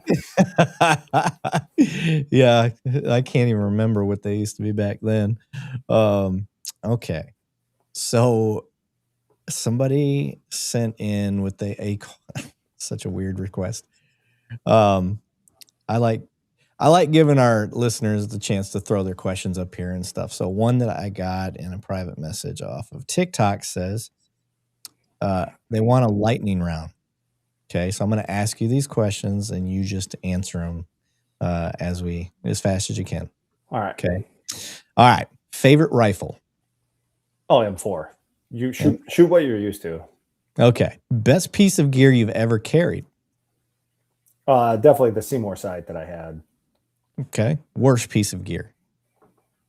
Oh, worst piece of gear. Uh-oh. Dude, some brands. Yeah, listening. Dude, I mean, the gear back between 04 and 09 was so much different. Like, if I look at the gear that I had in 04, it was pretty good. When I went back in 09, like, that stuff was just on a whole different level. So pretty much anything, the LBVs that they gave you in security forces, I took that into the ground offensive. Worst piece of gear ever. Just absolute trash. Okay. Yeah. Fair enough. Most overrated tactical trend? CQB by far, dude. Like, yeah. Like, dude, who are you really gonna go into a building and be like, I better pie off this door? Oh, you're just gonna go in and be like, hey, you got some pie? All right. You kind of already answered this one earlier. Better driver, cop or military? Yes, I would take cop over military. This is my favorite question. Coffee or rip it? Oh, dude, I didn't drink either one of those when I was overseas, but I didn't drink coffee at all. I did have a few rippets. Okay. You can buy them at like the dollar store now, dude. You can buy them at the dollar store. Yeah. They're good. Worst and best MRE. Best MRE is always Chili Mac. Worst was between the Five Fingers of Death and the they had an omelet, like the omelet. Yeah. Oh, it was so bad. That's what I was thinking too. Anything egg? No, thank you. What one movie gets the closest to Iraq in reality? And I hate to say this, but the Hurt Locker got a hell of a lot closer than I thought it would. Oh, just the desire to want to go back, not necessarily like the actual, the guy that's like, I'm just going to take off all my gear and I'm going to undo this bomb. Like, but the mentality of like wanting to go back, that nailed it. The Chris Kyle movie was American Sniper. Oh, American Sniper. Yeah. Yeah. That some of that movie hit pretty good too. Okay. And then the follow-up to that is what one got it completely wrong. Was there anyone that you watch and you're just like, this is so full of shit? Oh, you know what was good? War was good. Is that the newest one? The Navy SEALs that got pinned down in Iraq during the ground offensive. Was that the one where they're riding the fucking horses? No, that was Afghanistan. It was it just came out like 7 or 8 months ago. And it's just these dudes in a building that got pinned down, and they're Navy SEALs. I don't think I've seen the name of it was. I thought it was just like War or something like that. No, look that up. I usually watch every war movie. I did watch Spider-Man today, and it is the best Spider-Man that's ever been made, by the way. Just so you know. It is good. The worst one, The Green Zone. I don't know if you guys remember that. It came out in like 2004. Yes. 2005. Yes. You know what else was good? The Men Who Stare at Goats. That was actually pretty good. Talking about the contractors and everybody that was going into Iraq. Right? Yeah. George Clooney. Yep. You're right. Okay. And then the last question is, one lesson from Iraq that still affects your life today. Oh, I would say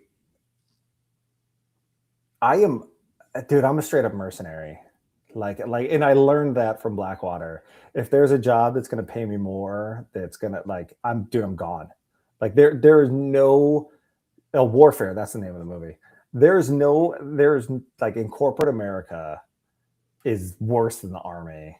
And at the end of the day, like they will discard you. Go make your money, and if there's a better opportunity, make more money. Get the hell out of there.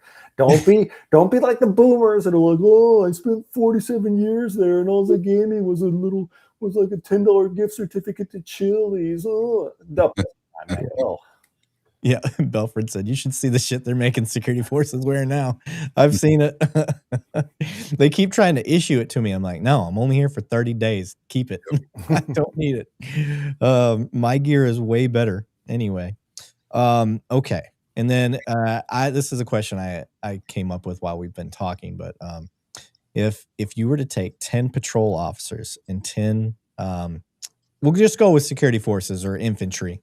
I don't want to go with like the specialized unit, but if you were to take 10 of each and bring them into Blackwater back in 2004, who adapts faster and why? So when you say patrol officer, what I'm talking like city street patrol guy. Like let's take the elite. Let's go with the America's or what do they call themselves? The finest NYPD. Let's go with a city cop. Security forces. Yeah. Versus 100%. Security forces? I would, yeah, just because you know how hard it is to train people up on like a 249 and a 240 Bravo, and like at least security forces gets like some infantry tactics and training and some of those other things, and those came in a lot more handy than a lot of the police officer stuff. So I'm not talking crap. Like, dude, in NYPD, let's be honest here, those guys aren't like run and gun. Now, if you said that like 5 people from New Orleans or like the Minneapolis guys. Like those guys were pretty easy to integrate. But dude, some of the guys come in and they're like, I was a cop in Cottonwood, Arizona, and I was like, oh, dude, you're not gonna make it. Like big city cop is different than small town cop, man. Yeah. So Wade sent a question. He said, Morgan, did you ever meet John McPhee? It was, I mean, if he was a Blackwater guy, I mean, are you sure that's not like the guy that did the antivirus stuff? Was he that weirdo? McAfee. So this is a question I get all the time. Everybody had a handle, right? Everybody's like, "Oh, what's your name?" And they're like, "I'm Goose Fart." And you're like, dude, dude, I never understood because I hated like talking in code. These things are literally encrypted to the highest level. We don't have to worry about them getting our names. People are like, there's a bounty on Blackwater right now that's like $25,000. So if they get your name, they'll talk to your family. And I was like, who cares, dude? If they use your gamer tag. Yeah, well, dude, I was just like, I'm Morgan. So they tried to give me like Murdoch and all these other, and I was like, dude, I'm not going to answer to it. From the A team. Yeah, I finally told him like, yeah, you can call me like Master and Commander if you want to really get a hold of me on the radio, or just call me Morgan. Like this is how stupid I thought it was. Rebel without a cause. I would have called you Dexter. Yeah, so it depends on their call sign. It depends on where they were. So like in 04, most 05 was in Baghdad. Late 05, I was in Kirkuk. So it really just depends. The sheriff of Baghdad, I did not meet that guy. That guy's like, I was running super secret single man missions, and I was like, that's a lie. Oh, he was on Rogan. Yeah. Right. That dude was psycho. That's the kind of guy you're talking about. Straight up needs meds. Yeah. He does jujitsu tournaments and stuff. Like, dude, here's what I'll say. Jason Bourne doesn't exist, man. I worked with the best of the best, and there's nobody that goes out there by themselves without support in the military. It just doesn't happen. Like, I'm not saying the guy's lying, but dude, I'm having a hard time. I don't want to be on a live and all of a sudden you just see eyes peek up from behind me and I'm out. So you never know how crazy some people are. So I'm not trying to get any of that smoke. KP Nation said, have any of you ran into stolen valor? If so, how do you deal with it? I've ran into it a few times. I just ignored it. I didn't do anything about it. I don't care. If that's what you want to do. But I don't know. Morgan, you ever run across it? You know, I don't take it as serious as some people. Some people get into the whole Blackwater stolen valor. Oh, you didn't work for real Blackwater. You were triple canopy. Oh no. Like, dude, who cares? Like, so like from that standpoint, I don't care. I do have a problem with some of the other authors. Like I wrote my book. I wrote every word of my book. I stand behind every word. I do have a problem with some authors that have ghostwriters that have like taken their story and tried to make it more sensational. I think that's usually what happens. It's not like the guy that's just sitting, unless you're Tim Kennedy and you're like, and then I threw 50 grenades into it. Like, dude, come on, you're full of crap. So, dude, I like for the most part, I don't care. But if I saw some dude in the airport that was trying to cut in the front of the line and he was all doinked up, I'd be like, all right, bro. You're right.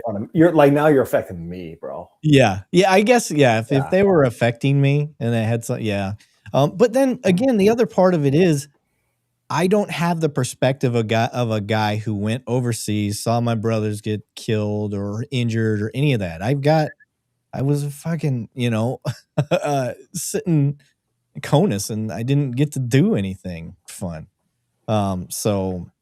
Oh, dude, there's enough people out there that call out the stolen valor guys. You don't need another guy. Yeah, I feel like an imposter as it is. That's one of for me, because I signed up to do something. I feel like I didn't do anything. I don't mean I had to go over there and shoot and kill people, but I helped the mission somehow. I just felt like I didn't help anything. I was here and guarded prairie dogs. Nobody stole a nuke on my watch. You're welcome. Hey, there you go. People are commenting, KP Nation and Wade Lucero, Don Shipley. Don Shipley wouldn't be able to pick me out of a lineup, but I met that dude in Vegas many years ago. Great guy. This dude is out there on a warpath with his wife, calling out Navy SEALs, man, fake Navy SEAls. Oh, is that what he does? Yeah, Don Shipley, dude. If you haven't seen his channel, I mean, it's entertaining. I probably have. I just don't recognize them. Oh my god, dude! Which is funny. Channel is amazing. Dude, there's like 1,000 Navy SEAls out there, and I met all of them, all 8,000 of them, at a bar in San Diego in one weekend. Love it. Like, dude, there are so many people that want to claim that. Oh, dude, it's ridiculous. I mean, these dudes will go and get tattoos. One of my favorite ones is a dude out of, I believe it's Louisiana, from a Harley Davidson dealer, and he's out on some street that's really popular, and he's claiming Navy SEAL this and that. And Don Shipley and his wife and 2 other Navy SEAls came with him down to whatever. It's kind of like 6th Street in Austin. It's this big bar, and they go out. And this dude's wearing a biker vest, and he's got the trident, you know, what everybody knows that watches the movies.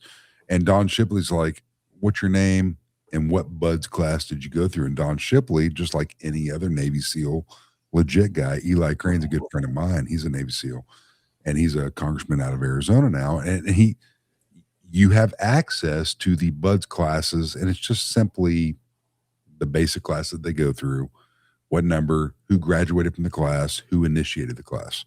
And, you know, it's obviously a lot lower number. And Don Shipley calls these people out because these people are getting free housing.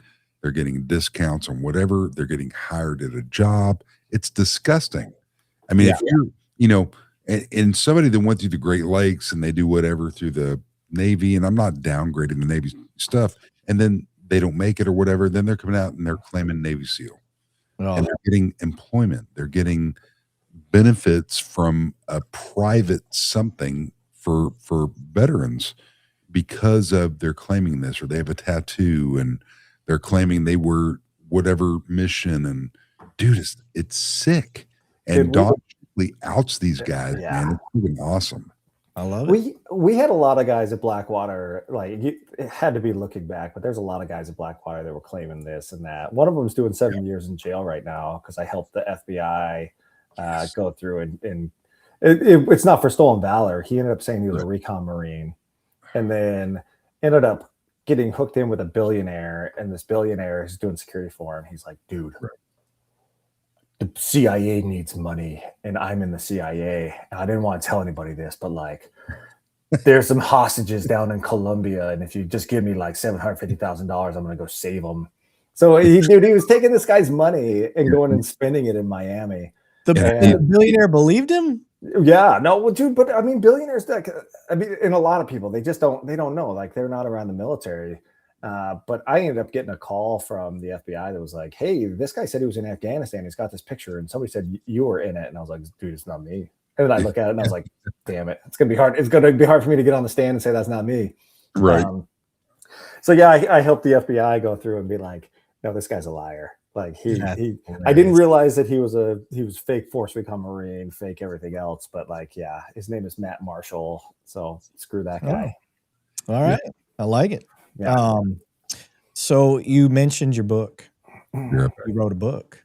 So that's your Air Force side coming out. You knew how to write. So. I know. Yeah, sadly. No, dude, I kept telling people these stories and they were like, just write a book. And I was like, nobody's going to read this thing. But I sat down and just got pissed off, started writing stories. And then I sent it off to a guy that writes for the TV show SWAT and was like, dude, you got to publish this thing. So I got a publisher. It's been out for about 2 years now. It's called Guns, Girls, and Greed. And it's literally like every funny thing that happened along with the stuff that like rips your guts out and like the overall effect. Being there for 18 months, dude, I came back and I was just not right in the head. And kind of what that sequence of coming back is like in assimilating back into the military or into the civilian life. But yeah, dude, I mean, what is it got? It's got 4.4 stars on Amazon right now. It's on Barnes & Noble. The audio book was read by Jay Moore. Jay Moore. Yeah, the comedian. He was on Saturday Night Live. He was in Jerry Maguire. So he did the audio book, did a really good job. But look, if you want a real war book with real people that's really raw, like this is it. Like, you want to hear about my dysentery? I'm going to talk about dysentery. You want to hear how it feels like when your buddies burn in on a helicopter and they end up dying? I talk about it, dude. I talk about it all. Okay, nice. So this is Jay Moore, for those wondering. I couldn't remember who the fuck he was. Now I remember. How did you get him? Just through the publisher? Or? No, so he read my book. My buddy got him the book. He read it cover to cover. He's like, dude, I'll read this for you. Like, it's that funny. This is the funny. Yeah, he's like, this is. I mean, like, dude, it makes sense because you and I, like, you guys don't know this, but we start texting each other on social and then through cell phone, and immediately are ripping it up together. Like, I was like, oh fuck, we're gonna get along just fine because he's got the same sense of humor I got. So, so much so that somebody decided to make a wonderful photo of us together. Yeah. I didn't even use AI for this. I just flew out there. Yeah, let me pull that up. Give me 1 second here. I gotta pull up the grams because that's where it's at. Somebody was joking around and got all serious. Shit. Called me out. I did call you out. Let me see here. I'm not the best at navigating while I'm on the live. So your Instagram handle is Blackwater Dude 1? Blackwater Dude 1. It's funny, the Blackwater guys were like, oh, he calls himself the Blackwater Dude. And I was like, no, you're interpreting it wrong. When people say, who's Morgan? You say, oh, he's the Blackwater Dude. The picture's gone. Oh, dude. Was it just on it was a story. It was a story. The time ran out. That's why. Okay. No worries. I wonder if it's saved on any.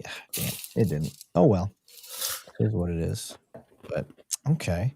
Well, something else that we like to do on here, sir, is we like to kind of review some of the hot take reels that we put out that kind of have a subject and just kind of discuss them. And then we also like to look at a little body cam videos and kind of talk through them like as they're developing. So like, okay, here's what I'm seeing as an officer. It'd be kind of interesting to see yours as a special operator. And my TV's doing weird stuff. I supported special forces. Right. I mean, and IMSF, so I mean, I'm pretty much just tactical as they come. Okay, let me share the screen. So shit, that's not right. Yeah, that is the right one. Okay. So we are over here on our 2 Cops 1 Donut page. We're gonna go over to the shorts. And I want to get the one that really pissed people off the most right away. So we're going to go with this one. Now, the background on this is they were doing a town hall meeting. City council was there, and people were voicing their opinions on them potentially putting a new data center in their town. I don't know what town it is, but I'm going to open this. Is it possible to park in the wrong direction in a parking spot? It didn't play the right one. All right, we're going to go to the individual one. 1 second. Somewhere. I hate when this stuff doesn't work the way it's supposed to.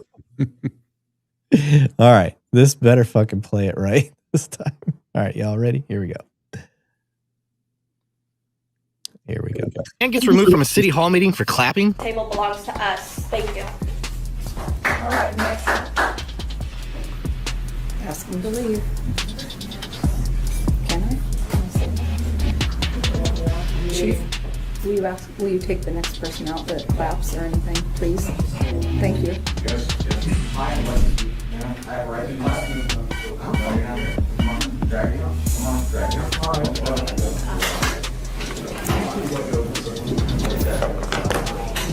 To skip out on the taxes.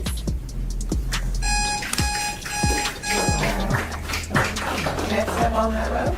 It was very clear at the beginning that each person is given their 2 minutes, and we're trying to be respectful of that. Snapping, clapping, any other rude comments or anything, we will ask you to leave. You've been finally warned, and we're done. What benefit from this is it seems like you guys And we're all remembering this come election. Do what's right.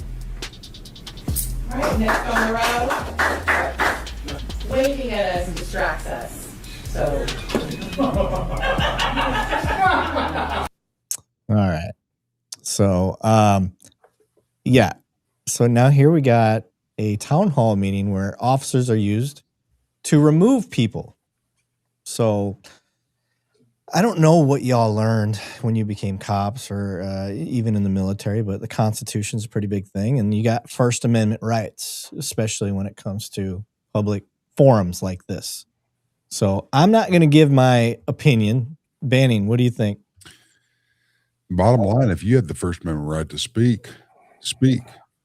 And whatever your opinion is, I mean, who cares if somebody claps? You're giving your opinion out there, period. But don't use law enforcement to, unless it's interrupting the microphone. I mean, that's the big thing.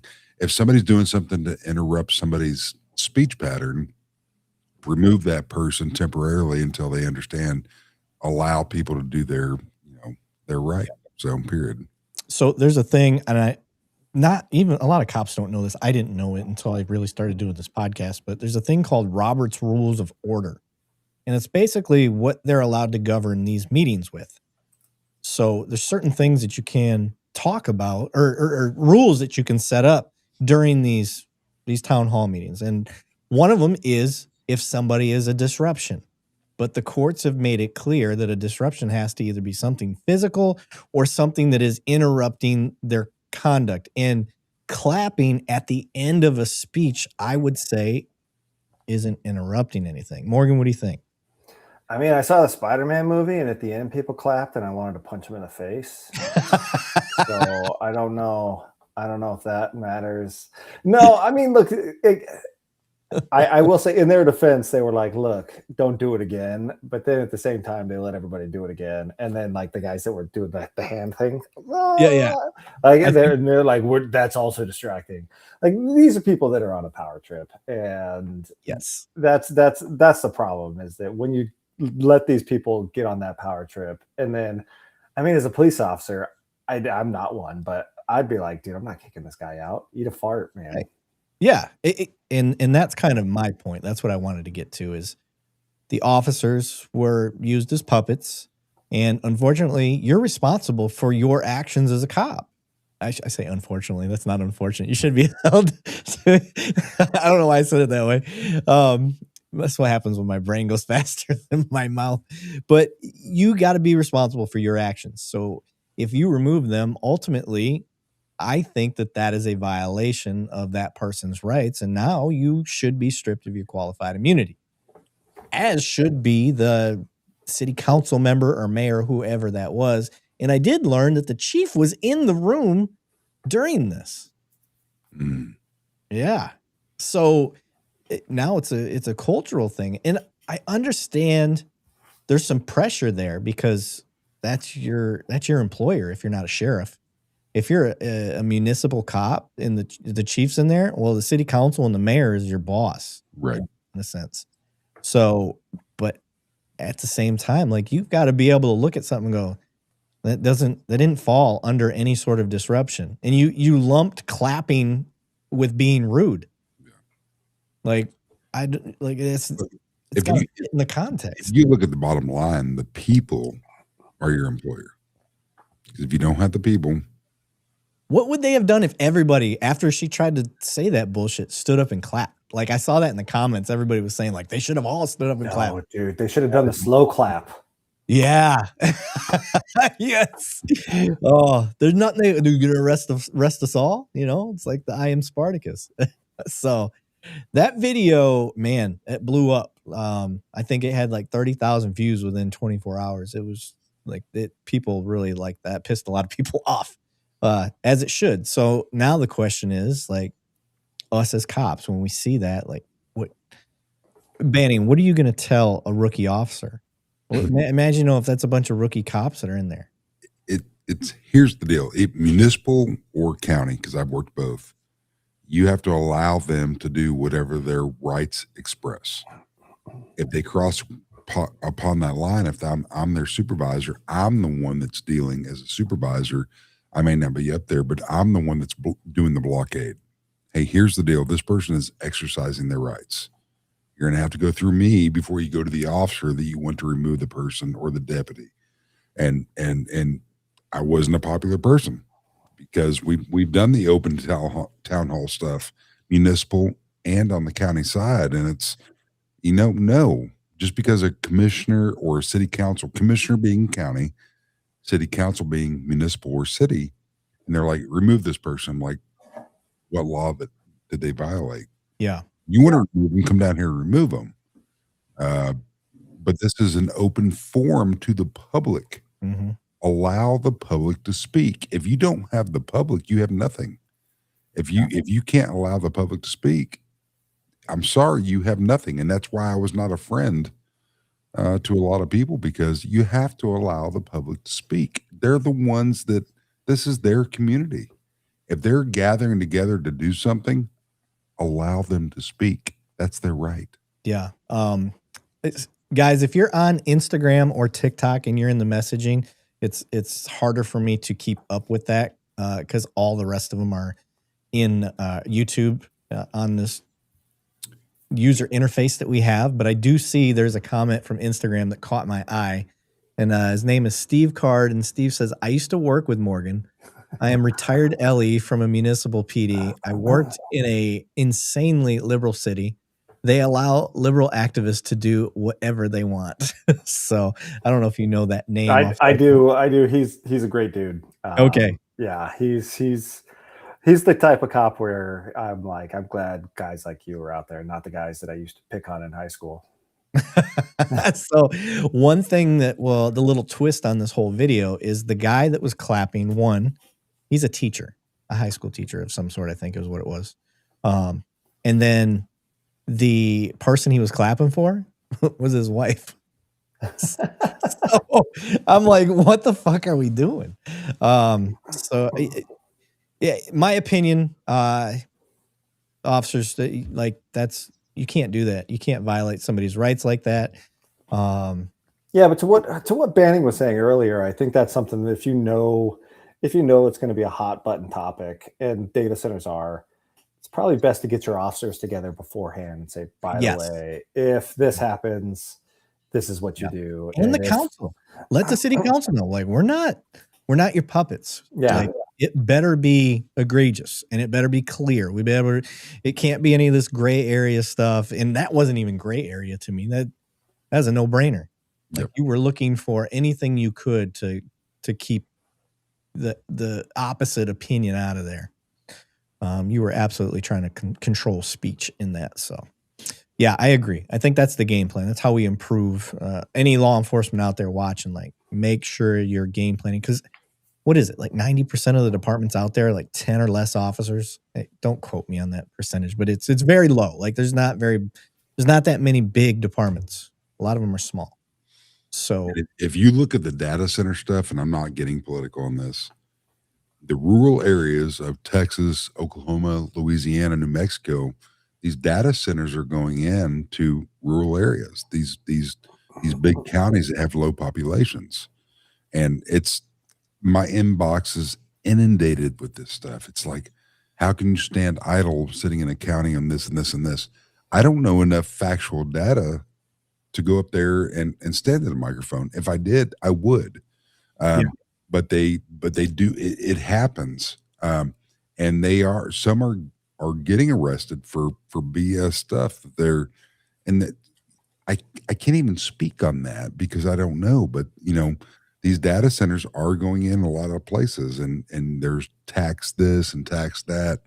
I don't know enough information to come up here and be a qualified person to speak on that. Yeah. Rumble said they want to lord over their subjects like they're some sort of king and queen.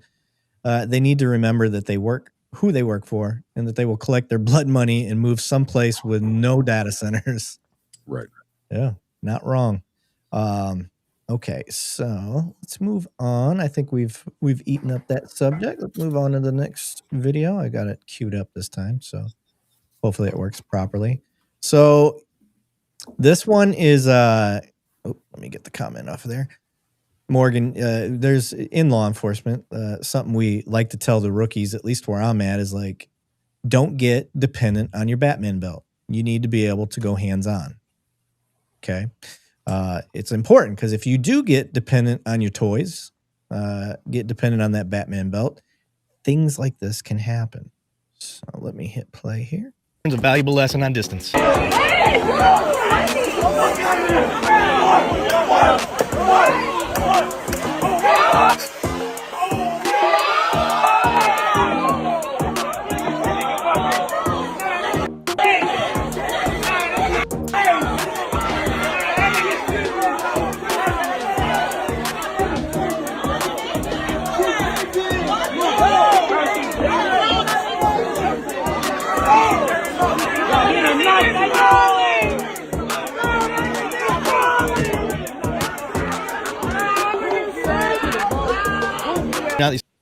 All right. So, backstory is there was it's a bar scene, entertainment district, whatever you want to call it. Fights broke out. That's why they have so many officers out there anyway. That's just typical. I actually was a field sergeant in one of those areas, so I understand this stuff better than most. And the officers were trying to break up a fight. You saw there was a lady that was unconscious. It ended up being that kid's mom, I think, or somebody that was close to him. And you see the officer using the new Taser 10 for any of those that know about that. It has 10 shots and it shoots individual rounds. Did you ever seen one of those, Morgan? No. It sounds awesome. I would let you shoot me with one. Yeah. Come out. I will absolutely make that happen. So, but yeah, it shoots 10 probes, individual shots. So when you fire, you're intentionally trying to make your spread instead of depending on two of them shooting out at the same time and getting lucky. Like the old first gen X-26. Yeah. So this officer is, you can see him. Dude takes a fighting stance. He's giving you all the indicators. And he's so close already. I wouldn't. You had 4 officers right there. I would have move in. Somebody be in front of him to distract him, and the rest of them guys should have swarmed him. A little communication would have went a long way, but he decided to go with the taser, which I'm okay with. Like, the dude was squared up. He's ready to go, but it didn't work, and he stuck with it instead of abandoning it and protecting himself. That's how I saw that. You guys got a different take. Morgan, you go first.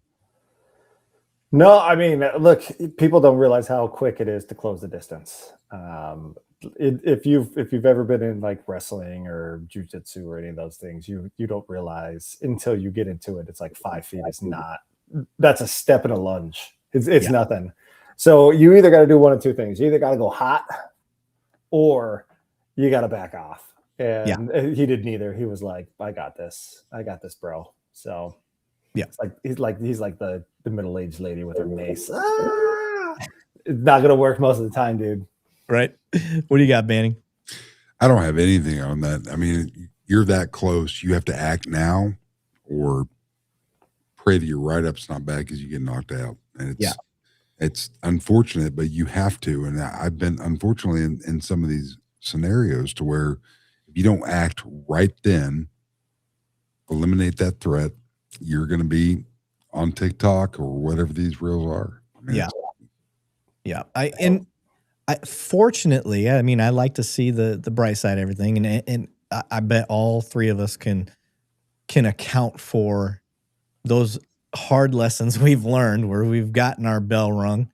I've learned from all of those instances. So the positive that I look at this is, assuming his jaw didn't snap, he's going to come back and he'll be a hopefully safer officer in the future because of what he went through. Like, and he's not going to be depending on that taser or the pepper spray or the baton.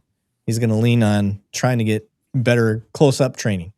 I think grappling is the number one thing that cops should be learning when it comes to anything, more than their firearm, more than the other toys that are on their belt, more than driving.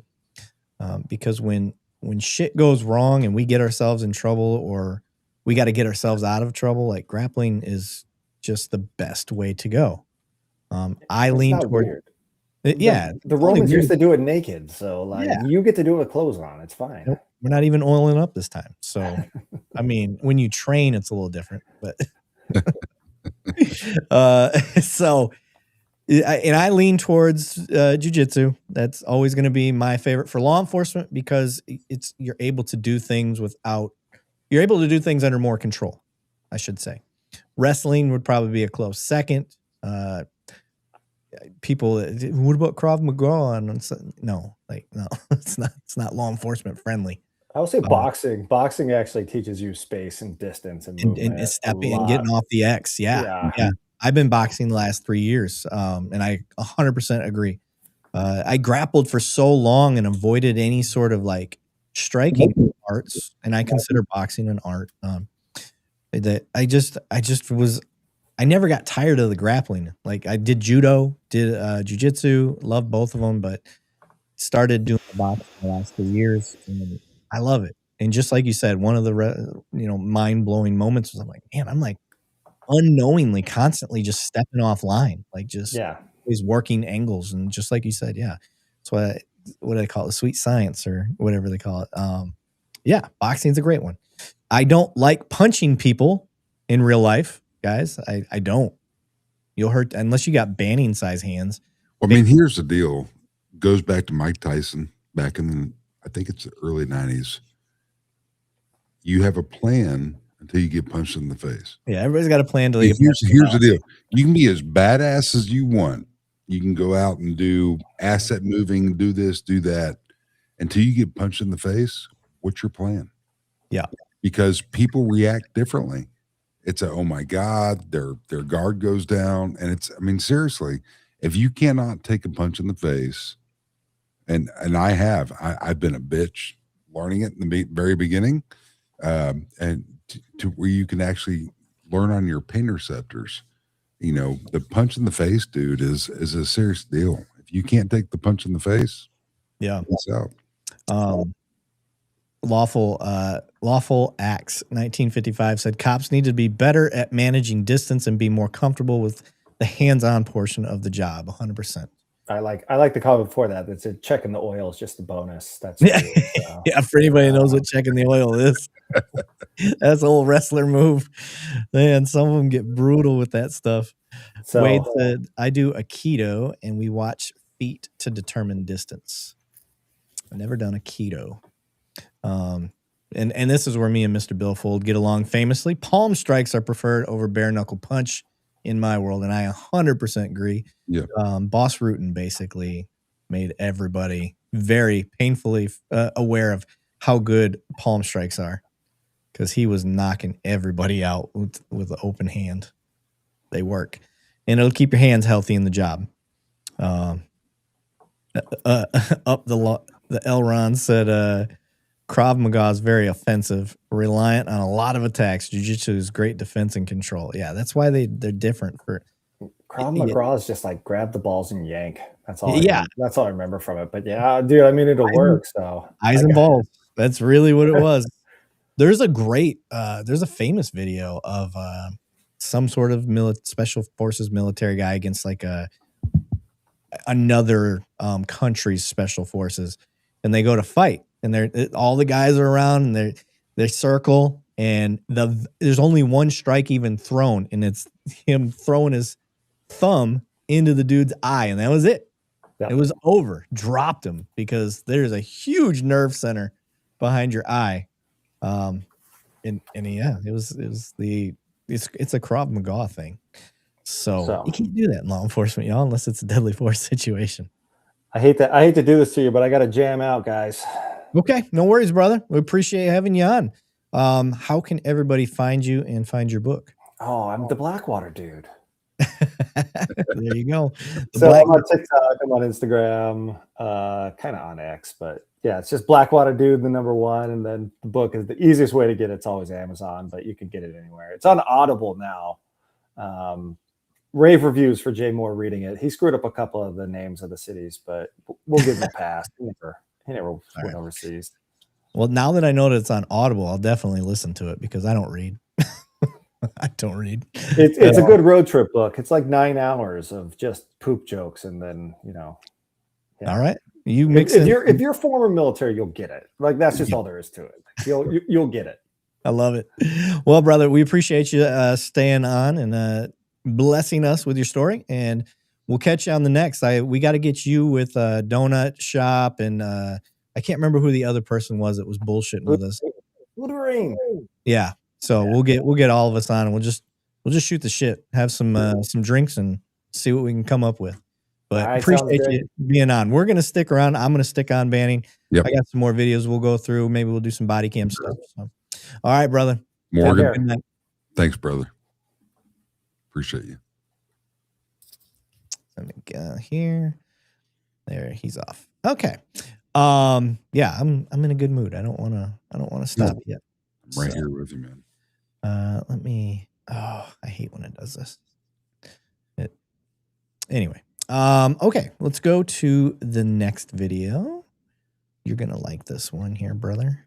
He's a good dude, man. Thank you for that. Yeah, Morgan's cool. It is just we just linked up on social media. He reached out and he's like, "Hey, would you be interested in having me on?" I was like, "What do you got?" So talked about it. I was like, "Fuck yeah, let's go." I tried to, you guys could tell I was trying to move it towards policing the best I could, but it was fun. Either way, it was fun. It was a fun show. It's a different world, and people don't understand that whole world. They get videos, they get that 10%. Yep. Maybe after this, we got 15%. You know what I mean? That's a very small world. Did we do this one before? I don't remember if we did. This is the parking lot. Dude shows his badge off duty. Yes, we did on I think last week. Did we? Yeah. So it's the one that the lady speeding through the parking lot or whatever. Yeah. Yeah. Like an apartment complex. Yeah. Okay. Then we won't cover that one again. I don't want to redo it. Okay. Let's share this tab instead. There we go. Okay. So backstory on this one is this guy is some sort of car club dude. I think out of Canada, but he's in the States. And I believe this is Pennsylvania. Okay. Okay. And he's parked in an angled parking spot. It looks like it's on a public roadway, if I'm not mistaken, right?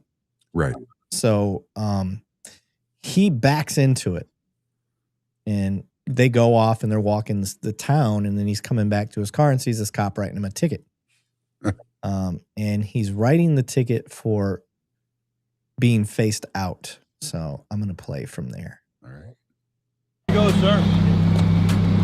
Oh, no parking Monday, Wednesday, Friday. No, you're allowed to park here. That's 3 a.m. to 7 a.m. Okay. I wrote you for parking facing traffic. Oh, I didn't know we couldn't do that. Well, think about it. When you pull out, you're going to run right into this guy or that guy.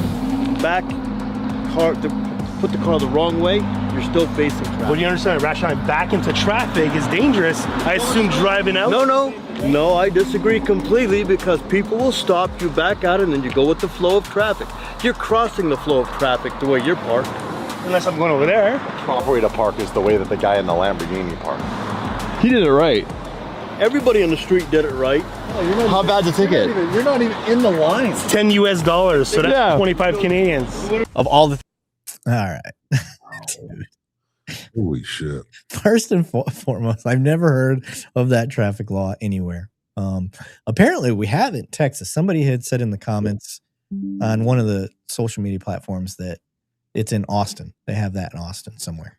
Well, in Texas, I preach to the choir, but it's like if you park the wrong way on the oncoming street, you know, I'm talking about facing traffic on the right side of the road as you're approaching, that's against the law. But where he's parking out there, I've got an argument on that.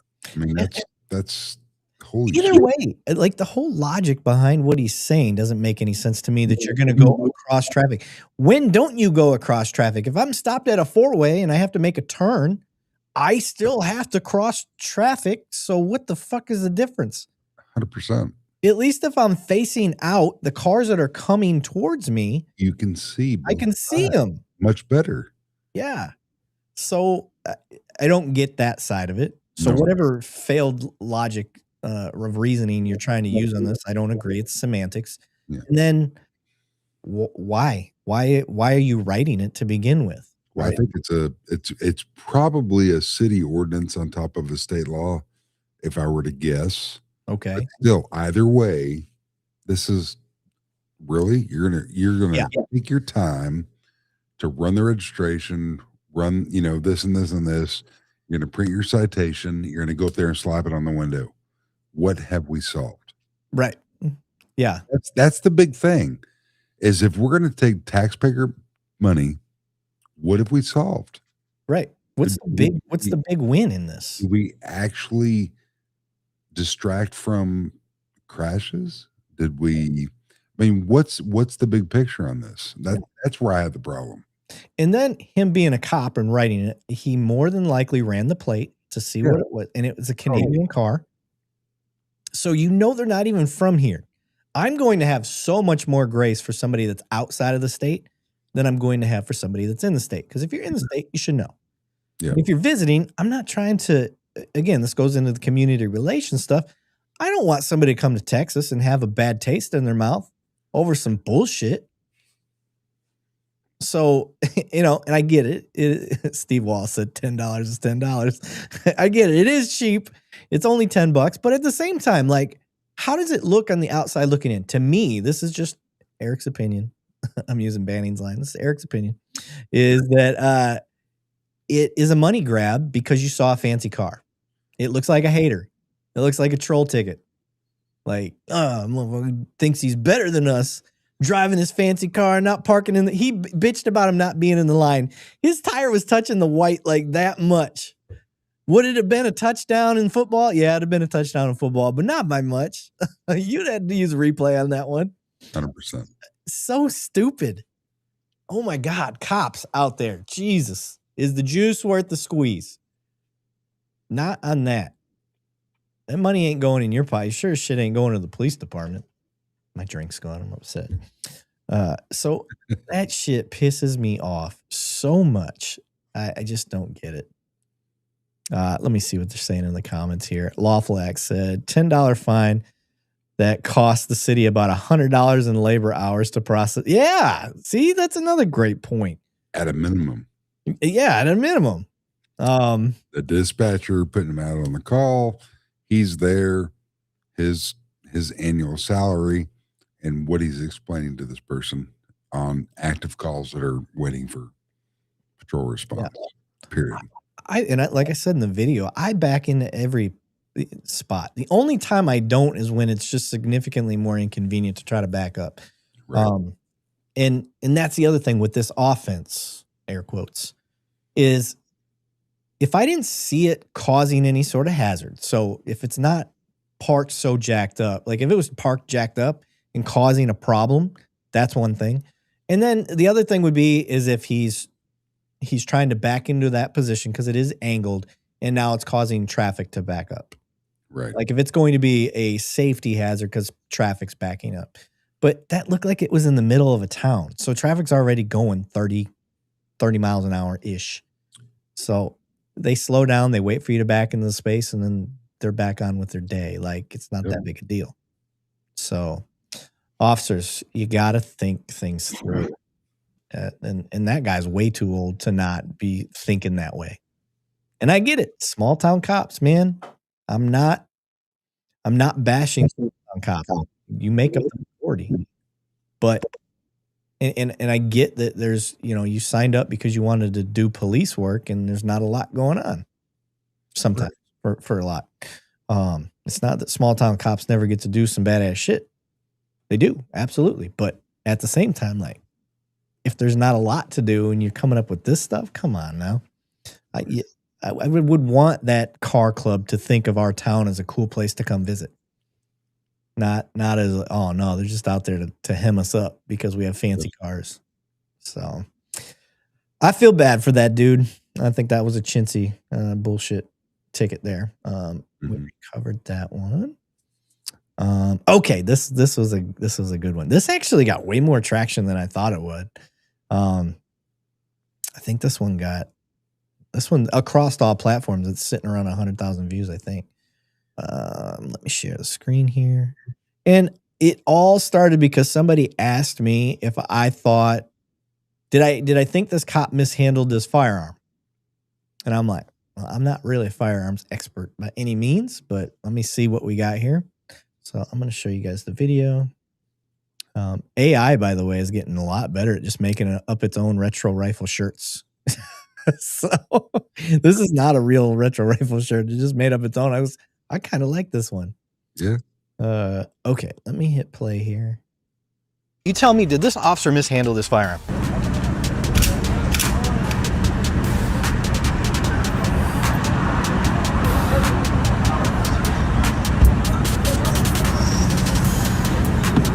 All right, let me start off by saying I'm not a firearms expert. Okay, so I'm going to go back, if it would have let me. I'm going to go back. I'm going to play it one more time because it is fast. Handle this firearm.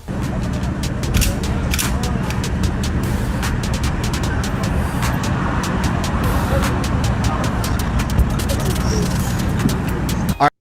Okay. So what I had said is that I didn't see him pointed at anybody. He didn't flag anybody. Kept his finger off the trigger. He was keeping it pointed towards the wheel well, which he got the axle and the wheel itself right there, which is a good backstop. Bullet's not going to travel through it. I don't know a whole lot about ricochet, but I don't see it coming back, especially because cops use hollow points. So it's just going to mushroom up against it. Maybe spalled up into the wheel well. But other than that, he was a little aggressive with the slide, which I don't have an issue with either. People say he was kind of doing a little John Wick style. I think when you're using somebody, or when you're trying, you've dealt with a lot of suspect guns and stuff. They're never taken care of. No. And so sometimes it's just sticky. And maybe that slide was a little sticky. Sometimes it locks back before it locks back, if that makes sense. Yeah. And so you just use a little extra oomph behind it. And that's what I was like. What'd you see, Manny? Same thing. I mean, I have no problems with it. I'm sure a lot of people did because they don't understand the firearms industry, but yeah, say anything negative on it. Yeah, Just Memphis said, we here in Mayberry. I love it. Love the reference. But yeah, I didn't have an issue with it. There's the basic rules of firearms. Don't point at anybody you don't intend to shoot. Keep your finger off the trigger. Always keep it pointed in a safe direction. What else we got? If you're trying to clear it, make sure visually and physically that it's clear. Keep the slide locked back to the rear. Magazines out of the weapon. Am I missing anything else? That's really it. Yeah, just don't do that shit. And I didn't see him do anything like that. And again, we don't know if the scene was secure yet. You don't want to be sitting there holding another firearm that you're not familiar with. You got nowhere to put it. Sure. And you had a guy on the ground there that his buddy was cuffing up. So I didn't see. I'm looking at the comments here. I don't see anybody else really chiming in saying that they thought it was wrong. No. Lawful Act said 4 firearm rules. You can violate one without disaster. More than that, danger is likely. Might be able to violate one lawful. It depends on the rule. I don't know what he's talking about there. The Elron said, don't lick it. Yeah, don't lick the firearm. That's always weird. Lawful said, was it a SIG? Yeah, if it's a SIG, it'll just, well, I'm not going to say anything. I don't want SIG coming after me. Rumor is, or allegedly, that they just go off on their own. I can say it that way. So I've never tested it, so bro, I'm not going to go out there and say that that's true or not. Dude, so many people lost their shit over that video. Oh, yeah. It was insane. And so in the video itself was even tagged that somebody needs to write this officer up and get him fired for mishandling this firearm. And I'm like, really? That's what you want to fire somebody over? Wow. That's crazy. Okay, so we talked about the backing up one, the mishandling of the firearm. I shared a lot of good cop stories this week. I had a couple haters that got under my skin a little bit, I'll admit, saying all you do is cop bash. All you do is cop bash. I don't think I ever cop bash. I'll put that out there. I think I want accountability for very awesome power that we have, and we need to keep that in check at all times. And there's no better person to remind officers than another officer that you guys can't overstep. And when you do, this is what it looks like. And how do we learn from it? How do we get better? For those that have followed us for a long time, you've realized I'm a stupid idealist and a optimistic person at heart. So I'm going to keep doing that. But at the same time, we need to have good examples. Somebody actually put in the comments, like, you can't keep calling a dog bad or kicking your dog, something to that effect. Can't keep kicking your dog and expect him to think that he's a good boy. Right. And I thought that was actually a really good analogy. So you don't want to sit there and just hate on cops to hate on cops. Like, if they do a good thing, even though that's a part of their job, you need to share it and you need to talk about it and explain why it's a good thing. You might inspire the next officer. You might inspire the next future officer. So that's a good thing. I'm going to share this one. Okay, so this guy turns himself in. Okay, I thought this one really pulled at my heartstrings because I've dealt with this myself. Not me having to turn myself in, but somebody turning themselves in to get clean. Self in for warrants he has. Get it, so yeah.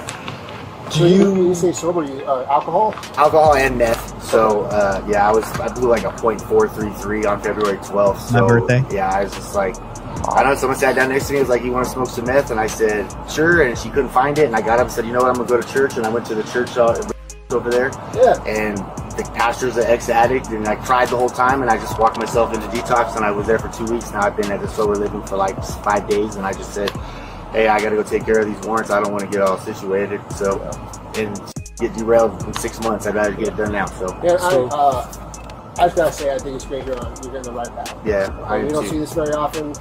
We're going to help you take care of these. I appreciate You'll it. get out relatively soon. Yeah. And, yeah, like I said, I like it. I appreciate you guys, man. Yeah. All right, after watching. Okay, so there's more to unpack on this than what meets the surface level. Like, first and foremost, those officers weren't just turn around, put your hands behind your back. Right. They took the time to listen to his story, and they didn't have their hands on their guns. Shit, they were chill. Mm-hmm. The whole time they were chill. I felt like they cared. You know what I mean? The way that they were coming across was like they really cared. And so I love that. So you've got that side of it. And this is when we talk about emotional intelligence, it's a hard thing to teach. It's a hard thing to explain, but when you see it, you know it when you see it. And that's what we saw right there. That was emotional intelligence. So if I could ever give you guys a definition or an example, that was it. What do you got, Banning? No, same thing. I mean, it's like us as patrol officers, we've had a lot of people come up and say, I've got warrants. I can't deal with this anymore. Help me go to jail so I can take care of this. And it's, unfortunately, I've dealt with that a lot. I know you have as well. In your career, it's like, okay, well, what's your warrant for? And this and that. No, it's for this, this, and this. And it doesn't matter if it's running a stop sign, speeding, even unfortunately child sport. It's like, okay, let's figure out what it is. Yeah. Find out, is it extraditable? Is it in our county? Can we do something to help this young man, young woman, whoever it is that's asking? And then you run it and you find out and you're like, okay, we can help you out. We can do this, this, and this. Yeah. It's what we can do. I mean, if it's a stop sign violation 200 miles away, but they're not willing to extradite, it's like, hey, I'm sorry, man. You're going to have to go down to the reporting agency that's doing this because it's not showing up in our computer. It's, we can't do anything for it because they won't extradite over it because it's in their jurisdiction. Yeah. We've had a lot of those. It's, unfortunately, it's where it's at. There's a certain thing that comes across the computer or what the dispatcher tells you on when you run into a person. Yeah. Can you do anything for them or not? Yep. I really liked it. I thought it was a good example, and that's kind of what I did for the week. Or I should say, I posted a bunch all at once. It was like 4 or 5 videos of cops just doing cool things. There was that one. There was one where I'm fixing a kid's bike. There was another one of, let me see here. So we had him fixing the bike. A toddler goes out in the middle of the road at night, had snuck out of the hotel room. So you had that one, and the officer found him. And then there was another one where there's a family having kind of like a picnic at the park, and the officer had drove up, came over, and gave them like slushies and stickers. So it's just a lot of community outreach, doing some good stuff. And officers, when you watch those are just ideas. Put them in the little idea bucket that you carry with you when you got some downtime and you're not having to handle calls. Those are all things that you can do. If you're kind of an introvert as an officer, and I get it, some officers, it's weird to say, there are some introverts as law enforcement. Like that's ways to start creeping out of that being introverted, doing things like that. Wade said, I've turned myself in before. It does go a long way with cops. Told booking print, give him a court date and let him go. See? Yeah, that's awesome. Lawful Act said, .433 is lethal for most people. Might be the bottom that dude needed to hit to start bouncing up. Yeah, absolutely. I guess I didn't even look at what his alcohol level was. Yeah, that's a functioning alcoholic right there. Big time. Yeah, damn, crazy. Marine blood. You turned yourself in, Eric. You turned yourself into a great host. Aw, so sweet. So sweet. Yeah. Mr. Billfold said, I dusted off my good Popo playlist this week. It's pretty slim pickings, but it's there. Yeah, Mr. Billfold sends me some. So I've got them in the chamber. I mix them in. I try to be pretty even. I have been a little more trying to hold cops accountable lately, so it was a good change of pace I needed to do, and I'm glad I did it. So I think it did piss off a lot of people. Yeah. It pissed off the we want to see the bad cops crowd. I'm like, well, you can see plenty of that. Oh yeah. I got called a bootlicker quite a bit pushing those ones out. So they're not our main community, guys. That's okay. Okay, let's get into our what do you call it? Body cam review stuff. Let's at least do one. Sure. Let me pull this guy up. Shout out to Police Activity YouTube channel. That's where we are looking. Share screen.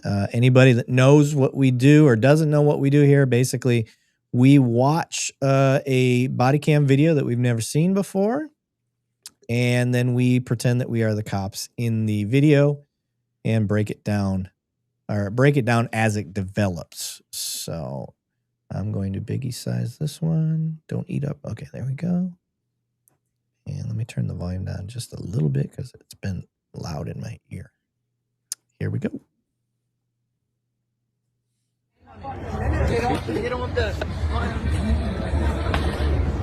Can you do any tricks on that scooter? Nah.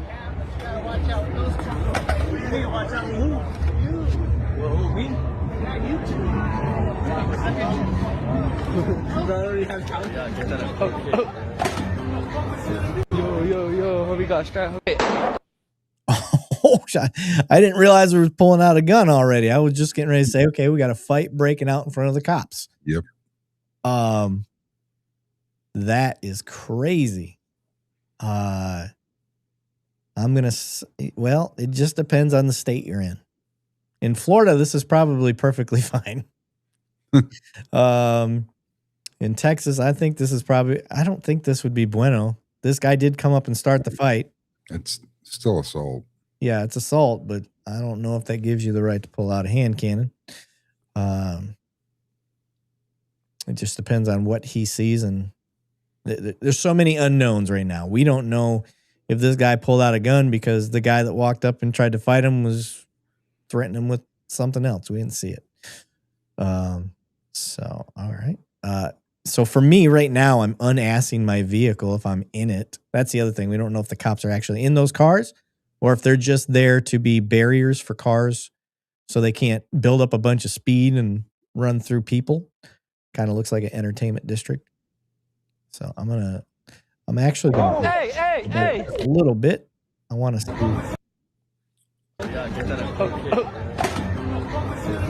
Yo, what we got? Strap. Hey! Oh, go this way.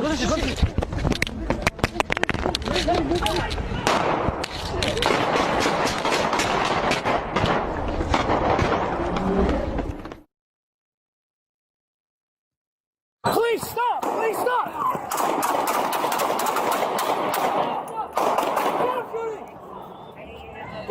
Get down! Okay. So you're running up to a scene and there's somebody shooting a gun. This is the shitty part as a cop. Because what if that guy was defending himself? That's a real possibility. And now you just shot a guy simply because he was firing a gun. Like this is a hard one. This is a busy area or somewhat busy area. What do you got, Banning? No, same thing. I mean, it's all you can see is that responding officer is somebody's firing a gun. Yeah. You don't know if the other party has a gun. You don't know if they don't. And you're trying to end that threat right now. Yeah, you just see what looks like a threat and somebody that, maybe he's putting two and two together and seeing like, okay, he's shooting in the direction of a person that I don't see has a gun. That could have been what's going through his mind. But Sure. This is one of the decision-making things that you're going to have to live with for the rest of your life. And you can get anybody that's dealt with adrenaline, like you can get wrapped up. You're not thinking clearly in situations like this sometimes. So Down on the fucking ground! So they hear the shooting going on.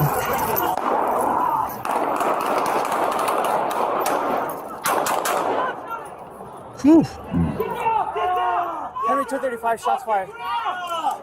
Get down! Don't move! Kick the gun right over to the other guy.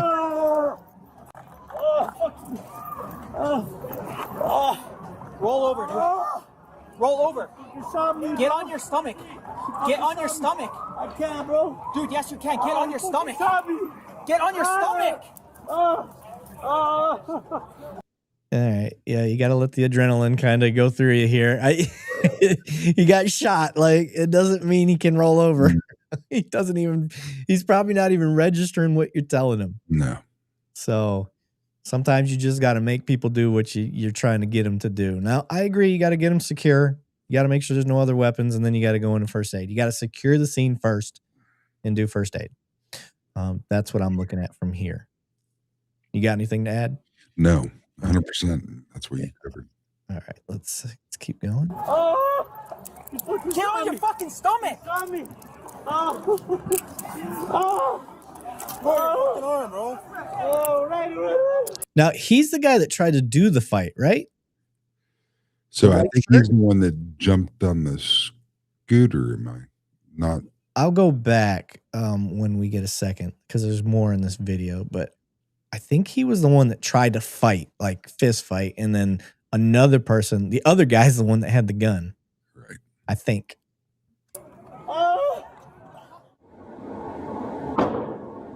There we go.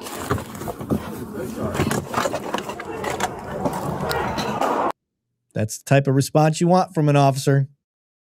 Here's a gun, moves towards the gunfire. That's a good officer.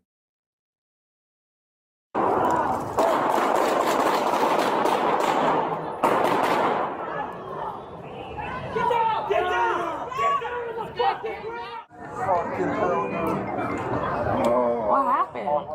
We were just standing here and we heard the shots and then I heard some ricochets over here, but I don't know. All of a sudden I felt something hit me and I fell. Oh, fuck. Okay. Oh, shit. All right, I'm going to go back. I want to see. Okay, this is the guy that draws the gun. And then the dude in the white was the one trying to fight. Watch out. Watch out. Who? You? Well, who, me? already have Yo, we got strap. Hey! Oh, go this way. Yeah, I'm pretty sure the guy in the black shirt's the one that pulled the gun. Yeah.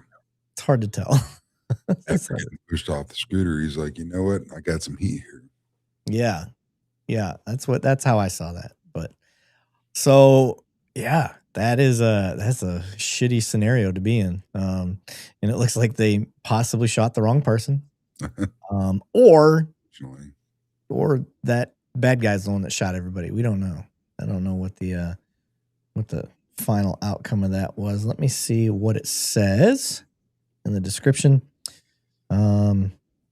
Albuquerque, New Mexico, on June 20th, 2026, confrontation proceeded between an unrelated incident when a 41-year-old reported being pepper sprayed and having his cell phone stolen during the altercation. Authorities said Grigo later shared the video about that encounter on social media, and investigators believe he armed himself before returning to the area on July 3rd.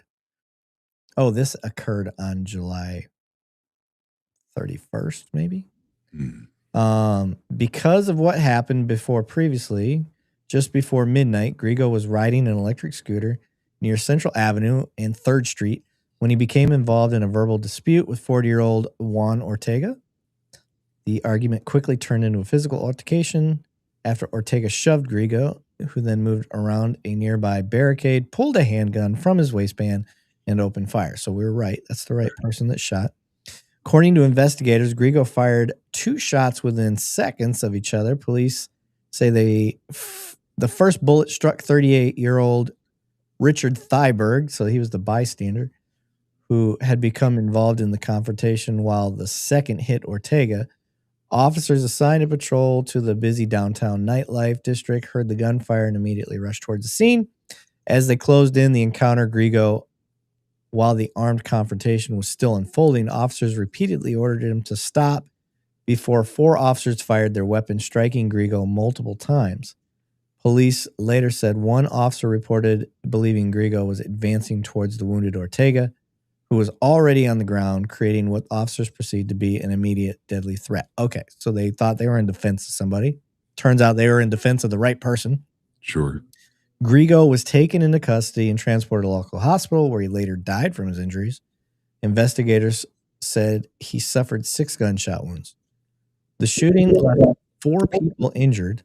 Ortega, Thyberg both survived their gunshot wounds, although Ortega later died afterwards from what police described as an apparent overdose unrelated to the shooting. Right. A 4th victim, who was standing roughly a block away, was struck by a stray bullet that investigators believe may have been fired by an officer. Ooh. Not good. Yeah, though officials say ballistics and trajectory testing must be completed before the source can be confirmed. Detective also recovered a Glock 48 handgun at the scene, and investigators later learned the firearm had allegedly been stolen from a friend of Grigo before the shooting. This remains under review by the Task Force Internal Affairs, So, yeah, man. Crazy. Don't know everything, but I think most of it's on camera. Yeah, for sure. Shotguns and tattoos. I see she bounced. Sorry, I missed that. Good night. Yeah, and looking at the chat, looks like everybody's pretty much wrapped up what we already talked about. But that's what I've got for tonight. I thought it was a good show. I thought it was a good one. Oh, I did too. Yeah. Yeah, Morgan was great. Great interview. Fun to talk to. Funny. Looking over at TikTok and Instagram. We had some people chime in over there. Appreciate you guys. Got some roses sent over on TikTok. Thank you. I literally had a 5-hour drive, got here, got my equipment upstairs, got it in the room, and we went live. So I apologize for any unprofessionalism on my side with the cameras and everything else, man. It's I was like, I'm not missing this. Here we go. And I ran into construction. I finally got here to San Antonio, and I'm glad I was able to come on with you. Hell yeah, brother. This was a good one. So, for the donations tonight, Harrison and what was the other guy? Begins with an R. I can't scroll back and find it because it's gone. Rumble joined us and got a membership. So thank you guys very much. Morgan, thank you for joining us tonight. I know he's not here with us, but maybe he'll hear it. We will get this downloaded and get it uploaded to our Buzzsprout so it hits Apple and Spotify and all the other cool spots so you can listen. Once again, guys, great show, great audience. Thanks everybody for chiming in and being a part of the community. I think that's what makes us so fun is we really do have a good community. If you're 100%. listening in the interwebs and you're not participating in the chatting, that is really part of the benefit of this show. I would love for you guys, whether you like police, hate police, anything like that, you want to see some change or you really got something to say, man, just reach out to us, chat in the comments with us. And I promise as long as you're somewhat on the realm of just trying to have a real conversation, we're all about it. Yes. So if you come in though and you're like, FTP, and you just keep repeating that we're self-proclaimed heroes and you don't actually have a topic that you want to touch on, you just want to troll us, like you can sit there and troll, but we're just not going to chat with you. That's all. Good. But all right, guys, we got some great interviews coming Sunday nights, 8 p.m. Eastern. Join us, and everybody have a good night.